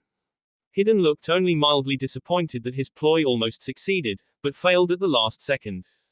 Kakazu's eyes showed mild surprise. You were surprisingly harsh with them. Naruto spun his kunai in his hand. Sometimes it's necessary. With that, he disappeared. Both the nin's eyes widened, and Hiden didn't receive any warning before he was tackled from the side, separating him from his partner. Naruto's flash step had a lot of speed in it, which was why they went quite far from their point of standoff. Naruto didn't let up on his offense, forcing Hiden back. You're a slow one, aren't you? You'll pay for that fucker. Suddenly, Naruto found himself back on the defense as Hiden didn't let any attack bother him at all. But that was all right. This position was favorable to him at the moment. He quickly summoned a shadow clone, who attacked right alongside him. Hiden's surprise caused him to leave an opening, which the clone took by stabbing him right where his heart was. Of course, it didn't work. Hiden simply punched it out of existence. I'm immortal, you dipshit. Hiden simply ignored the blood flowing down his front as he continued slashing at Naruto. For a religious man, you sure curse a lot. What does Jashin have to say about that? Just uttering the name of Hiden's god sent him into a frenzy, as his attacks became even wilder. Don't say his name, you heathen. You're not worthy. But suddenly Naruto disappeared in a flash step, causing Hiden's sight to miss him. He went off balance, which was exactly what Naruto wanted. Utilizing the speed of his flash step, Naruto cut Hiden's entire right arm off. The priest gave a grunt of pain and showed surprise as his hand, still holding the scythe, fell to the ground. Naruto gave him a flat look. You're disabled, so give up. The priest's face contorted into a rage, as he simply ignored the bleeding and wrenched the scythe from his detached hand with his left. Naruto could tell that the man wasn't used to using his left hand for the weapon. His grip was just awkward. Like I need both hands to take care of you. Naruto just tossed one of his kunai in the air, ignoring the man. So you're not just arrogant. You're plain stupid. Fuck you. Hiden swung the scythe with his left hand, but due to the absence of his right, he couldn't balance the attack properly. His entire body spun along with the weapon, intent on catching Naruto by the chest. Like it would be that easy. Naruto simply flashed to the kunai he threw earlier in the air, appearing behind the Jashinist. He swung the kunai, enhancing the sharpness with wind chakra. Because Hiden's whole body was spinning, he wasn't able to stop in time to register and appropriately respond to Naruto's attack. He was simply too slow. Naruto just cut his head off. The body fell to the ground awkwardly, like a puppet whose strings were cut. Hiden's head bounced once on the ground like a ball, coming to a stop. Ow, that hurt you motherfucker. He simply stared at the cursing head. Guess he really is some sort of an immortal. Seeing you're still alive after decapitation, I'm not sure I want to take your head to collect your bounty. I'm not taking any chances, Naruto declared, putting a hand into his pouch and pulling out explosive tags. He would later question himself whether or not 27 tags on a body was overkill, but overkill might be just the thing he needed right now. Hiden had gone from spewing curses to full-blown panic once he saw what Naruto had done to the body. Oi, oi, oi. What the fuck are you doing? Peel those tags off my fucking body. Kakuzu, come here you bastard. Attach my head back to my body. Kakuzu. Naruto picked his head up by his hair, which was no doubt painful for the guy. So all that talk from earlier was you just blowing hot air, was it? When shit really hits the fan, you need your partner to come in and save you. Naruto scoffed derisively. You're no S-rank nin. What you really are, is just a damsel in distress. Fuck you, you son of a MMPH. Naruto just slapped an explosive tag across the man's mouth. Shut it, bitch. He then tossed the head back so it landed right by the body. You believe in Jashin. Good. Prepare yourself, cause you're about to meet him. Naruto looked back to see all three of Kakuzu's monsters closing in on him. His earlier presumption about only the air monster being able to fly was false it seemed, for all three of them were flying. It was the fire monster that attacked first, spitting a fireball right at him. Naruto just grinned and flashed away, leaving Hiden to take the full brunt of the attack. His eyes were wide, filled with fear for the first time since Naruto met him. The fireball activated the tags he had slapped on him, causing a spectacular explosion that went up at least 70 feet high. Naruto didn't wait to see the aftermath. He just flashed back to the area where Kakuzu was fighting Team 10. Hiden was probably just burned pieces of meat right now, scattered all over the place. He honed in on Shikamaru's chakra signature and flashed to him, taking in the situation. Kakuzu had hardened his arm and opened his full palm, intending to use it as a spear to stab Chuji. Die. He suddenly found himself flying through the air as Naruto kicked him away from the side, having caught him off guard with a flash step. Kakuzu was quick to right himself mid-air, making a landing on the legs instead of his head. Naruto helped Chuji up. Fall back and regroup. Watch my back. Adrenaline filling him, he hurriedly nodded before running back to his team. All the while, Kakuzu kept gazing at Naruto as if examining a specimen in a lab. Looks like you took care of my partner. Indeed. Did you cut his head off? Naruto kept his chakra sensing active and found the monsters returning at a fast pace. I did, but Shikamaru told me that Asuma cut his head as well. I figured you must have stitched it back for him, so I took no chances. Kakuzu actually sounded interested. How did you kill him? I blew him up into far too many pieces to count. I see. Naruto wasn't surprised to discover that Kakuzu didn't care about his partner at all. The man was callous and unconcerned about everything but money. But looking deeper into his eyes, Naruto found a deep, burning rage. A rage that was very loosely kept under wraps. To take care of my partner in just 5 minutes, it seems your position in the bingo book is well earned, Uzumaki Naruto. But don't think I would be as easy as my former partner. The monsters were back, flanking Kakuzu. You have more than one opponent to fight. I still have my team, so I guess that makes the numbers even on both the sides, Naruto returned. Kakuzu gave a condescending scoff. Please. We both know that the children behind you aren't capable of handling even one of my creatures, much less 3 at once. The one in the vest might be smart, but I can sense that he doesn't possess raw power like you and I do.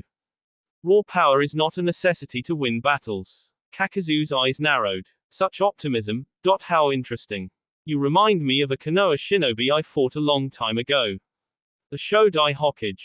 Naruto refrained from showing his shock, but his teammates didn't. The turmoil was clear in his comrades' chakra. He couldn't fault them. Anyone who had fought the Shodai and survived was not an easy opponent by any means.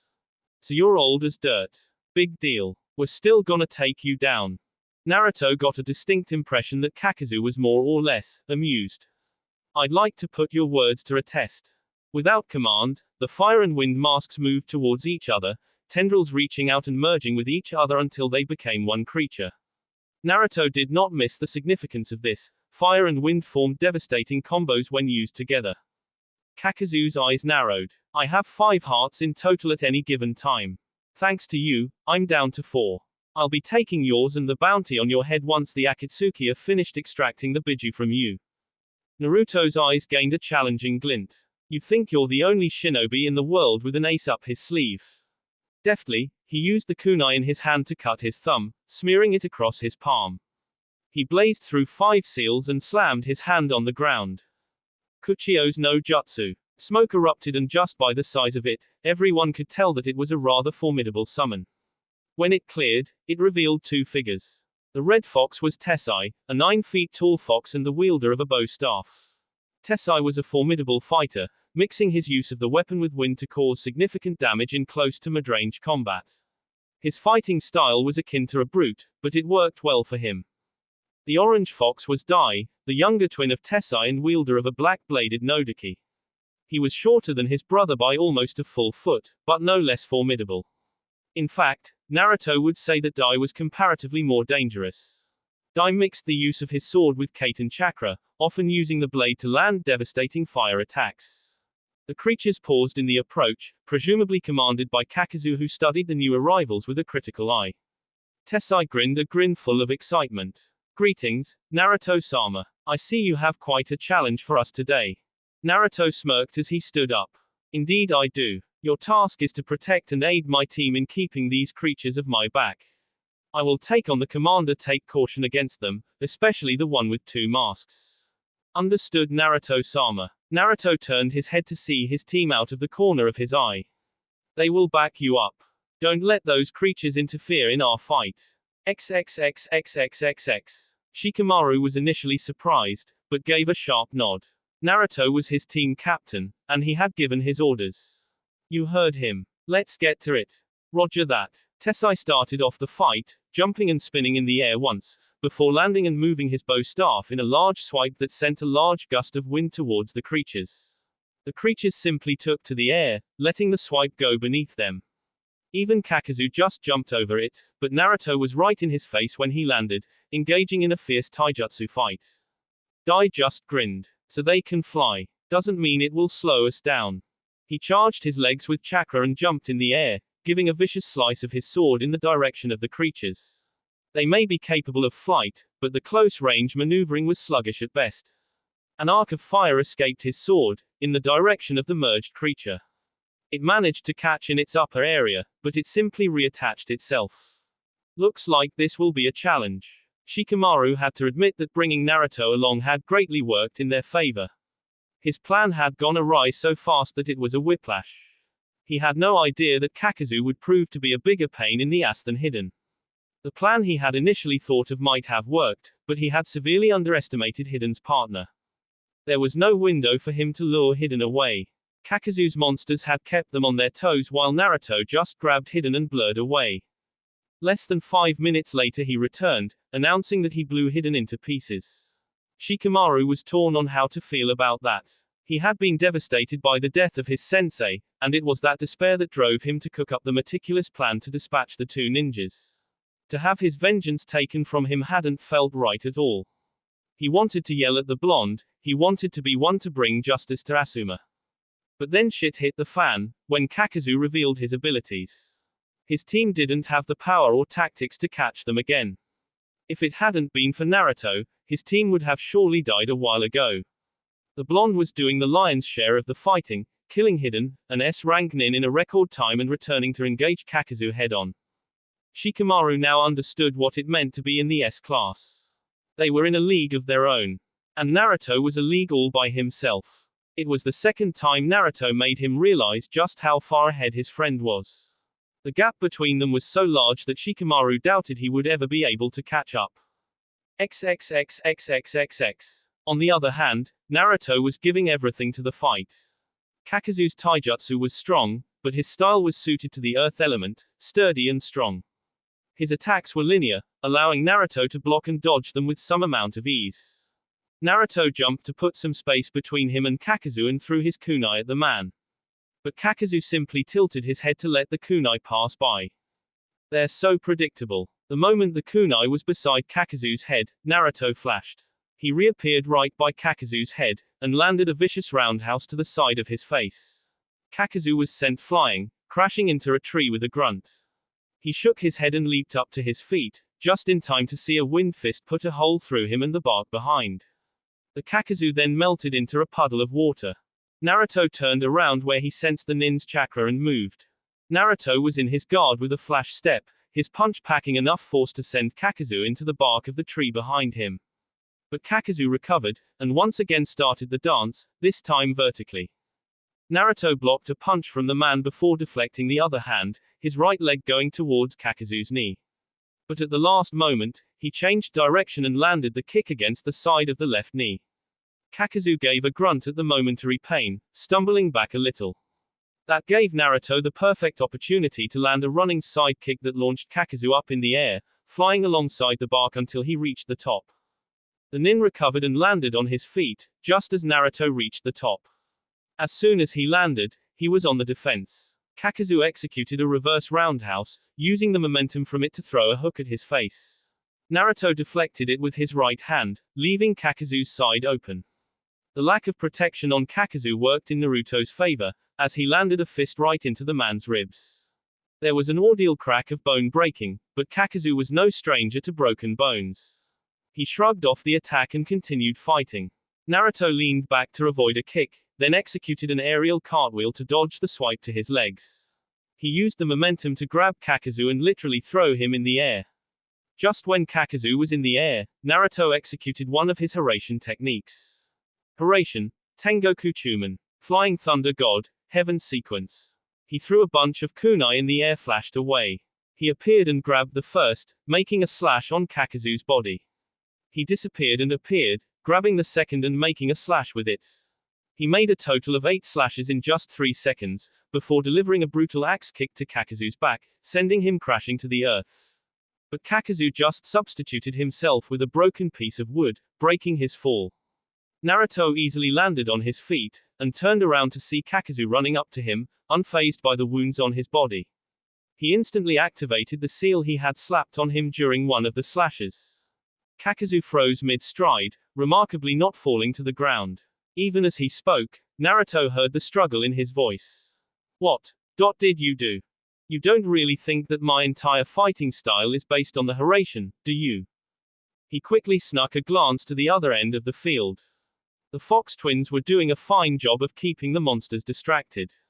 Kakuzu seemed to be able to mentally command them, because the monsters abandoned fighting them and rushed towards them. But his team and the foxes managed to divert them away. Chuji was proving himself useful, frequently rolling into their path to keep them occupied. The twins used their combos to keep the monsters from flying their way. Looks like things are fine on the other end. Naruto turned to Kakuzu. Time for you to die. Kakuzu's tone was venomous. If you think that cutting my head off will kill me, you would be grievously wrong. Naruto paused in his stride. That won't work. Then I guess, we do this the painful way. He threw several of his special kunai at Kakuzu, and just as the last one was about to hit Kakuzu, he teleported to it and gave a kick powerful enough to launch him into an arc. He summoned a shadow clone, which teleported to the kunai surrounding Kakuzu and made several slashes on him, adding to the injuries Naruto gave him earlier. The last slash was a stab right into the heart. The clone caught Kakuzu in the back and teleported him back to Naruto, who had a football-sized Rasengan in his hand spinning at high speed, which he promptly smashed into Kakuzu's stomach, launching him back painfully. Hiraishin, Ten Satsujin Chumen. Flying Thunder God, Heavenly Murder Sequence. That Rasengan could obliterate rocks with ease. I'll be surprised if his guts aren't liquid by the time he comes to a stop. Kakuzu made brutal contact with the bark of a tree, hard enough that cracks resembling a spider's web formed in it. He then slumped to the ground, dead. Naruto walked up to him and removed his kunai from the body. This was the second time he killed Kakuzu. The Hiraishin technique he just executed could kill anyone, because no one had the reflexes to react in time to the constant slashing. Before you knew it, you were stabbed in the heart. He checked the pulse to confirm and lo, he was dead. Damn complicated technique. Mastering it was a pain in the ass. At least I managed to give it a decent name. It might not make much sense, but it certainly is better than Space-Time Hurricane Flash Sequential Steps, Style 0. Makes me wonder what Tucson was thinking, or drinking. His senses alerted him to two rapidly approaching chakra signatures. He turned to see Kakazu's monsters rapidly approaching, no doubt wanting to put a heart into the dead man and revive him. The only way to kill him is to destroy his hearts. Guys, stay back. His shout halted the team that was in pursuit of the monsters. He quickly summoned a shadow clone, and both sped through signs. Kaiten, Kuryu Enden. Fire style, Fire Wall Attack. Fuyuten, Daytopper. Wind style, Great Breakthrough. The fire jutsu was already an A-rank jutsu, but combined with another A-rank jutsu of a supporting element gave it the strength to rival, or even surpass Kakazu's Zukoku. The extremely large wall of flames sped through the air at incredible speeds, right at the monsters. It kind of surprised him that the merged monster fought his jutsu head-on, with its own fire-wind combo. It was literally fighting fire with fire. What's the point? I can keep this up fo-oh. Naruto quickly cut off his flames and flashed away, just as lightning struck the place where he was standing. He appeared right beside the foxes, who slightly jumped but didn't go for their weapons. Apologies, Naruto-sama. They got past us. It's alright. I doubt you would have kept them at bay any longer. They watched grimly as the mass of the lightning mask plunged right into Kakazu. The merged monster stood guard to make sure that none of them came near Kakazu. Soon enough, the mass disappeared entirely into Kakazu, and the mask cracked. The nin stood up, and he was angry. No scratch that, he was furious. The effect was enhanced by his red sclera, giving him the appearance of a madman. The point where the Rasengan had made contact was visible in the shape of a grotesque spiral. But that didn't seem to deter the nin in the slightest. Naruto figured he was using the tendrils as some kind of support to help him move. That, or he was just that durable. The foxes growled aggressively as they once again took their stances. What kind of twisted madness is this? I agree, Ni-san. If Naruto-sama stabbed him in the heart, he shouldn't be able to rise again. Those masks carry spare hearts in them. Kakazu simply absorbed the heart in the lightning mask and connected it to his chakra circulatory system, effectively bringing himself back to life. Naruto gave the short version to the brothers. But it didn't stop there. As soon as Kakazu was on his feet, the merged monster swiftly moved and plunged into him, just like the previous mask had done. Only this time, the entire mass of tendrils wasn't absorbed into him. The stitches at his shoulders, elbows, and wrists broke, showing tendrils flowing beneath. The mass of the merged monster was visible in the back. The tendrils were all over the place behind him, jutting out in all the directions and almost forming something of a cover behind him. Weirdly enough, they didn't seem to be subjected to gravity, for they were just floating as hard as inside water. They even came out of his mouth. In the end, Kakazu looked less of a human and more of a freak.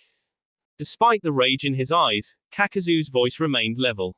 "Two of my hearts gone, it's been a long time since that happened." Naruto was just wondering how the hell he was speaking with all those tendrils coming out of his mouth. "You won't get away this time, I promise." Just as Naruto got into a stance, thin tendrils suddenly emerged from the ground and wrapped around them, effectively immobilizing everyone. Even Tessai and Dai were unable to move, despite their physical strength. Kakazu stretched them tight, ripping the hidden parts from the ground. Naruto tested the strength of the tendrils and had to admit, even his enhanced strength was not capable of snapping them. "Uzumaki Naruto, I know you won't die from this, given your healing powers. As for the rest of you, too bad." The fire and the air mask suddenly emerged from the mass of the tendrils, above Kakazu's shoulders. "Now, die." Their mouths suddenly opened, fire and wind swirling around respectively, no doubt to unleash a combo that would kill everyone except him. He would just get third-degree burns, but they were still damn painful. Like hell would I let that work. He called on his powerful chakra, changing its nature to wind within an instant. The sharp burst of wind cut all the tendrils binding him, cutting him loose just in time to see the attack launched at them. Snake Horse Rat Ram. Haration, Darai. Flying Thunder God, Guiding Thunder. He thrust his arm that was holding the kunai in reverse grip forward, a barrier of seals appearing as if written on the air itself. The attack crashed into the barrier, and seemed to get sucked inside within moments. That was the improvement Naruto had done to his father's formula. His father's version took way too long for the attack to get absorbed into the void of the jutsu. Naruto improved it by altering the original, his own seal, to make it a negative suction formula. Instead of forcefully pushing something into the void, it would simply get sucked in and thrown out on the other side. It reduced both time and the chakra spent. Naruto grit his teeth as he tried to keep his arm steady. Catching an explosion was a lot harder than capturing physical mass, because the former was very unstable and had no shape. It was just energy. The explosion completely gone, Naruto flicked his kunai, sending the explosion right onto its creator. Kakazu wasn't aware, but Naruto's clone had marked him right after he stabbed him. That was the real beauty of using the Hiraishin. His enemies never knew when they got marked. The man had no time to curse before he became ground zero for his own attack. Naruto hastily built an earth wall to shield him and his team from the brunt. It wouldn't surprise him if the man survived. Kakazu was literally a zombie. The attack also cut the tendrils holding them, allowing them to move once more. Naruto. He made a shushing motion with his hand. You can fanboy later, Chuji. Everyone fall back. They all jumped back, putting a decent amount of distance between them and Kakazu. He didn't want to get close right now. For all he knew, Kakazu had survived and was waiting for him in the smoke. Naruto. His head snapped to the side to see Team 7, with both Kakashi and Yamato, running up to them. He scared with irritation. Took you long enough. The four of them came to stand beside them. Kakashi's eye flickered to the foxes. Your summons, I take it. Yes, I needed some help. Naruto, are you alright? The question came from Sakura, with Haruto following right behind. Naruto eyed himself aside from a few tears in his clothes. He was completely fine. I'm fine. Yamato stepped forward, looking dead serious. Naruto, what's the situation and the enemy's power? Naruto held up a hand, still looking forward. The smoke had dispersed, and Kakazu was still standing. He didn't seem that injured for someone who got caught in the middle of an explosion quite literally. No doubt, he must have used his iron skin technique to ward off most of the damage. The most visible damage was that the amount of tendrils visible now was significantly less than the amount present before the attack. 2 Akatsuki enemies. One dead, the other is right over there. He has 5 hearts, 2 of which I destroyed. Currently he possesses 3, one inside his own body and the others inside those masks you see. In order to kill him, all the hearts must be destroyed. That's the gist of it, Naruto succinctly answered. It was a testament to how much used Team 7 was to Naruto's weird, but short explanations that no one batted an eye. They simply fell in line, Haruto and Sakura behind him with Shikamaru's team, and Kakashi and Yamato beside him. Naruto dismissed his summons after their backup arrived. The fight was drawing to a close anyway. Kakazu was seething, and Naruto was sure that he would be spitting fire right now if it weren't for those tendrils. He had to commend the man though. His anger was through the roof, but his voice remained level. I underestimated you yet again, Uzumaki Naruto. I wasn't aware that you were capable of teleporting attacks themselves with your Hiraishin. If that attack hit me, then it means you have marked me already. I did tell you before. Don't think you are the only shinobi with an ace up their sleeves. Quite right, but don't think that will work again. Naruto smirked. That depends. Are you gonna fire a jutsu like that again? Kakazu's silence meant Naruto was right. Kakazu had no idea how many times Naruto could teleport his attacks. He might have survived this one, but he won't if Naruto kept catching his attacks and teleporting them onto him. At the same time, Naruto couldn't afford to get close lest he get caught by those tendrils. In other words, Kakazu couldn't use his jutsu to attack or Naruto sends it back to him. He also couldn't get close or he gets hit with a Rasengan like before. Even his tendrils were weak against that jutsu. And Naruto couldn't get close to Kakazu because of his tendrils. Both of them arrived at the same conclusion. It's time to switch to long-range combat. You know, Naruto began, catching everyone's attention, you probably don't realize, but merging yourself back with your hearts was a mistake. Oh, yeah. Now that all the hearts are in one place, Naruto's lips shifted to show a vicious grin, I can take you out in just one shot. To say they were shocked was an understatement. All of his allies were looking at him with wide eyes full of disbelief. They had seen Kakazu's power, felt it up close, and Naruto was essentially proclaiming that he had enough power to take Kakuzu out in one hit. Even Kakashi, who usually kept his eye closed after opening the Sharingan, had both of his eyes open. Just what kind of power was Naruto packing? Kakuzu gave no visible reaction, but inside he was rattled. During his fight with the blonde, he had come to realize that the blonde was no ordinary opponent. He was strong enough to withstand his blows, fast enough to move out of every attack's way, and smart enough to figure out his Earth Grudge fear alongside that Shikamaru brat. Not just that, but he had enough chakra to fire jutsu as large as his own, and keep going. Kakuzu had no idea at all just how versatile the Hiraishin was, and once caught in the attack, there was no escape until he was dead. That Rasengan of his, that he recognized from the days when the Yondaime Hokage was alive, packed an overwhelming punch. And now he was saying that he had something more powerful than that, something that was essentially a one-hit kill against him. So this is the power of the Kyuubi no Jinchuriki. I don't know whether he's bluffing or not, but I should switch to long range just to be safe. Naruto sensed the buildup of a large amount of chakra and narrowed his eyes. Even Kakashi and Yamato tensed as they too sensed the buildup. Then all of a sudden, Kakuzu began spitting out waves of tendrils. The mass of the threads on his back almost tripled, expanding exponentially. His arms, which were detached before, reattached themselves and sewed up. Kakuzu's head was barely visible in all the tendrils. He's not just changing shape. He's drawing up a huge amount of chakra. Naruto agreed. Given the expansion of those threads, it would be nigh impossible to fight with him in close range anymore. Naruto lifted his hand, palm facing upwards. What he was about to do was what he trained for the better part of 3 years. Stand back, guys. It's about to get a little windy. A head-sized Rasengan materialized into his palm within an instant. Now came the tricky part. He had given this jutsu his sweat and blood, countless hours of training with shadow clones and blood clones. It was bitter work, but the results were worth it. As soon as the Rasengan was self-sustaining, he changed his chakra nature to wind and began to add to the Rasengan very carefully. Failure was disastrous, and he had no intention of experiencing it again. The hairs on the backs of the Konoha nin began to rise when they heard a loud whistle begin to build up from the Rasengan. Kakashi was the first to figure out what Naruto had managed to accomplish. Naruto, you. Naruto turned his head back just enough to show a smirk on his face. The pitch of the whistle kept growing louder until it was no longer a whistle, but a powerful screech caused by extremely sharp air, compressed into a form. White spinning blades became visible, as the Rasengan spun faster.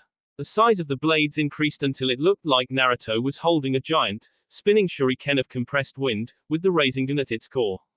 The overall size was big enough to encompass him completely. No one had to be a sensor to feel just how much chakra Naruto had packed into the jutsu, and just how dense and powerful it was. Naruto had to shout over the screech of the wind to be heard by Kakuzu. You see this Kakuzu?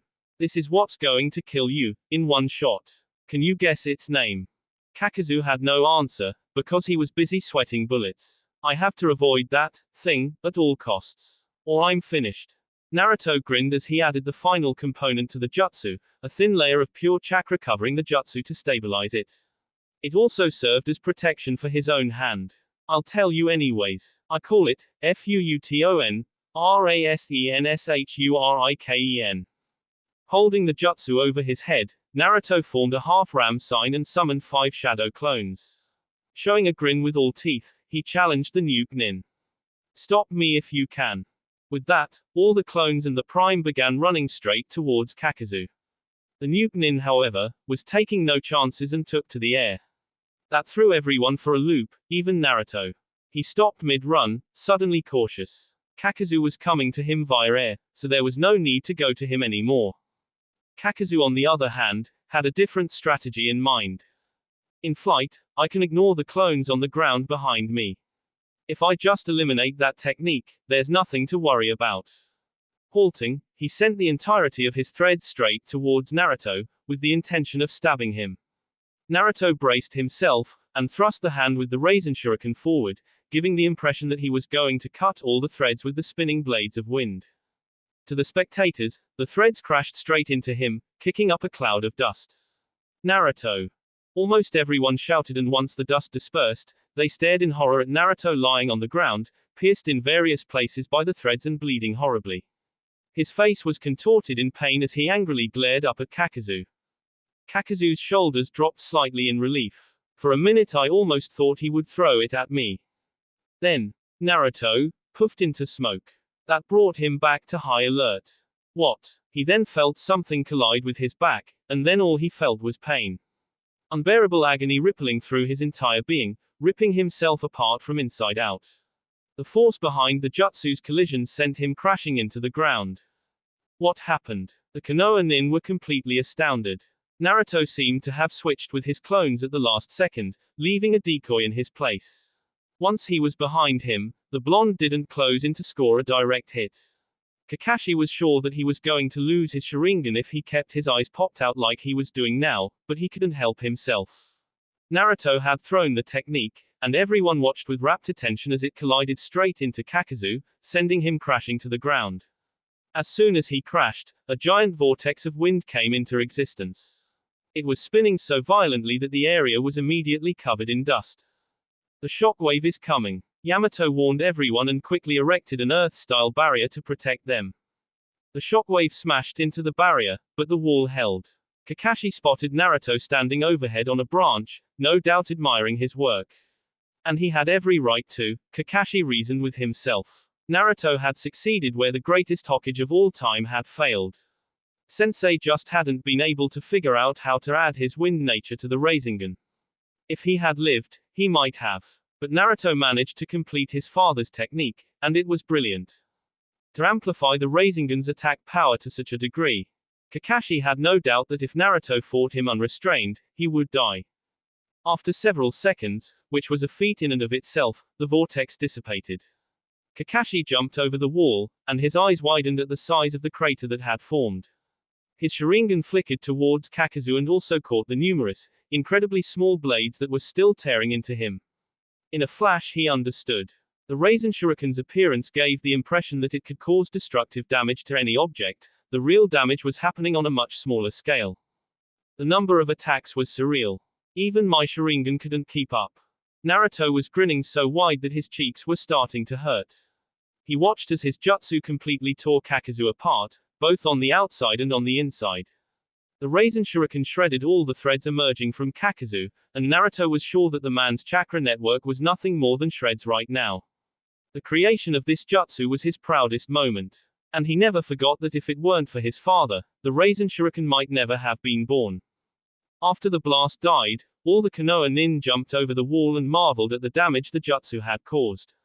Never before had they seen such a destructive power, it just seemed too unreal for anyone to have it. Incredible. Amazing. Holy shit. Naruto heard all the exclamations and grinned to himself. As controlled as he tended to be, even he was prone to showing off sometimes. He watched as Kakazu finally fell to the ground, and made his way towards him. The man was barely able to move. Naruto knew the damage caused by the Rasen Shuriken firsthand. He lightly kicked Kakazu in the head. Oi, you dead. Kakazu's voice was laced with struggle and pain. Damn. You. Naruto just released a sigh. With the fight over, the adrenaline was dropping down and making him feel tired. Any last words? How did I lose to a bunch of kids? Naruto shook his head. Your reason to fight was weaker than mine. To you, capturing me was just a job. But I am fighting to survive against your organization. I can't afford to be weak. He took out a kunai and spun it by the ring. It's time to go home and collect your bounty. That will be it for this video. If you want more, comment down below, like, subscribe. And see you guys later.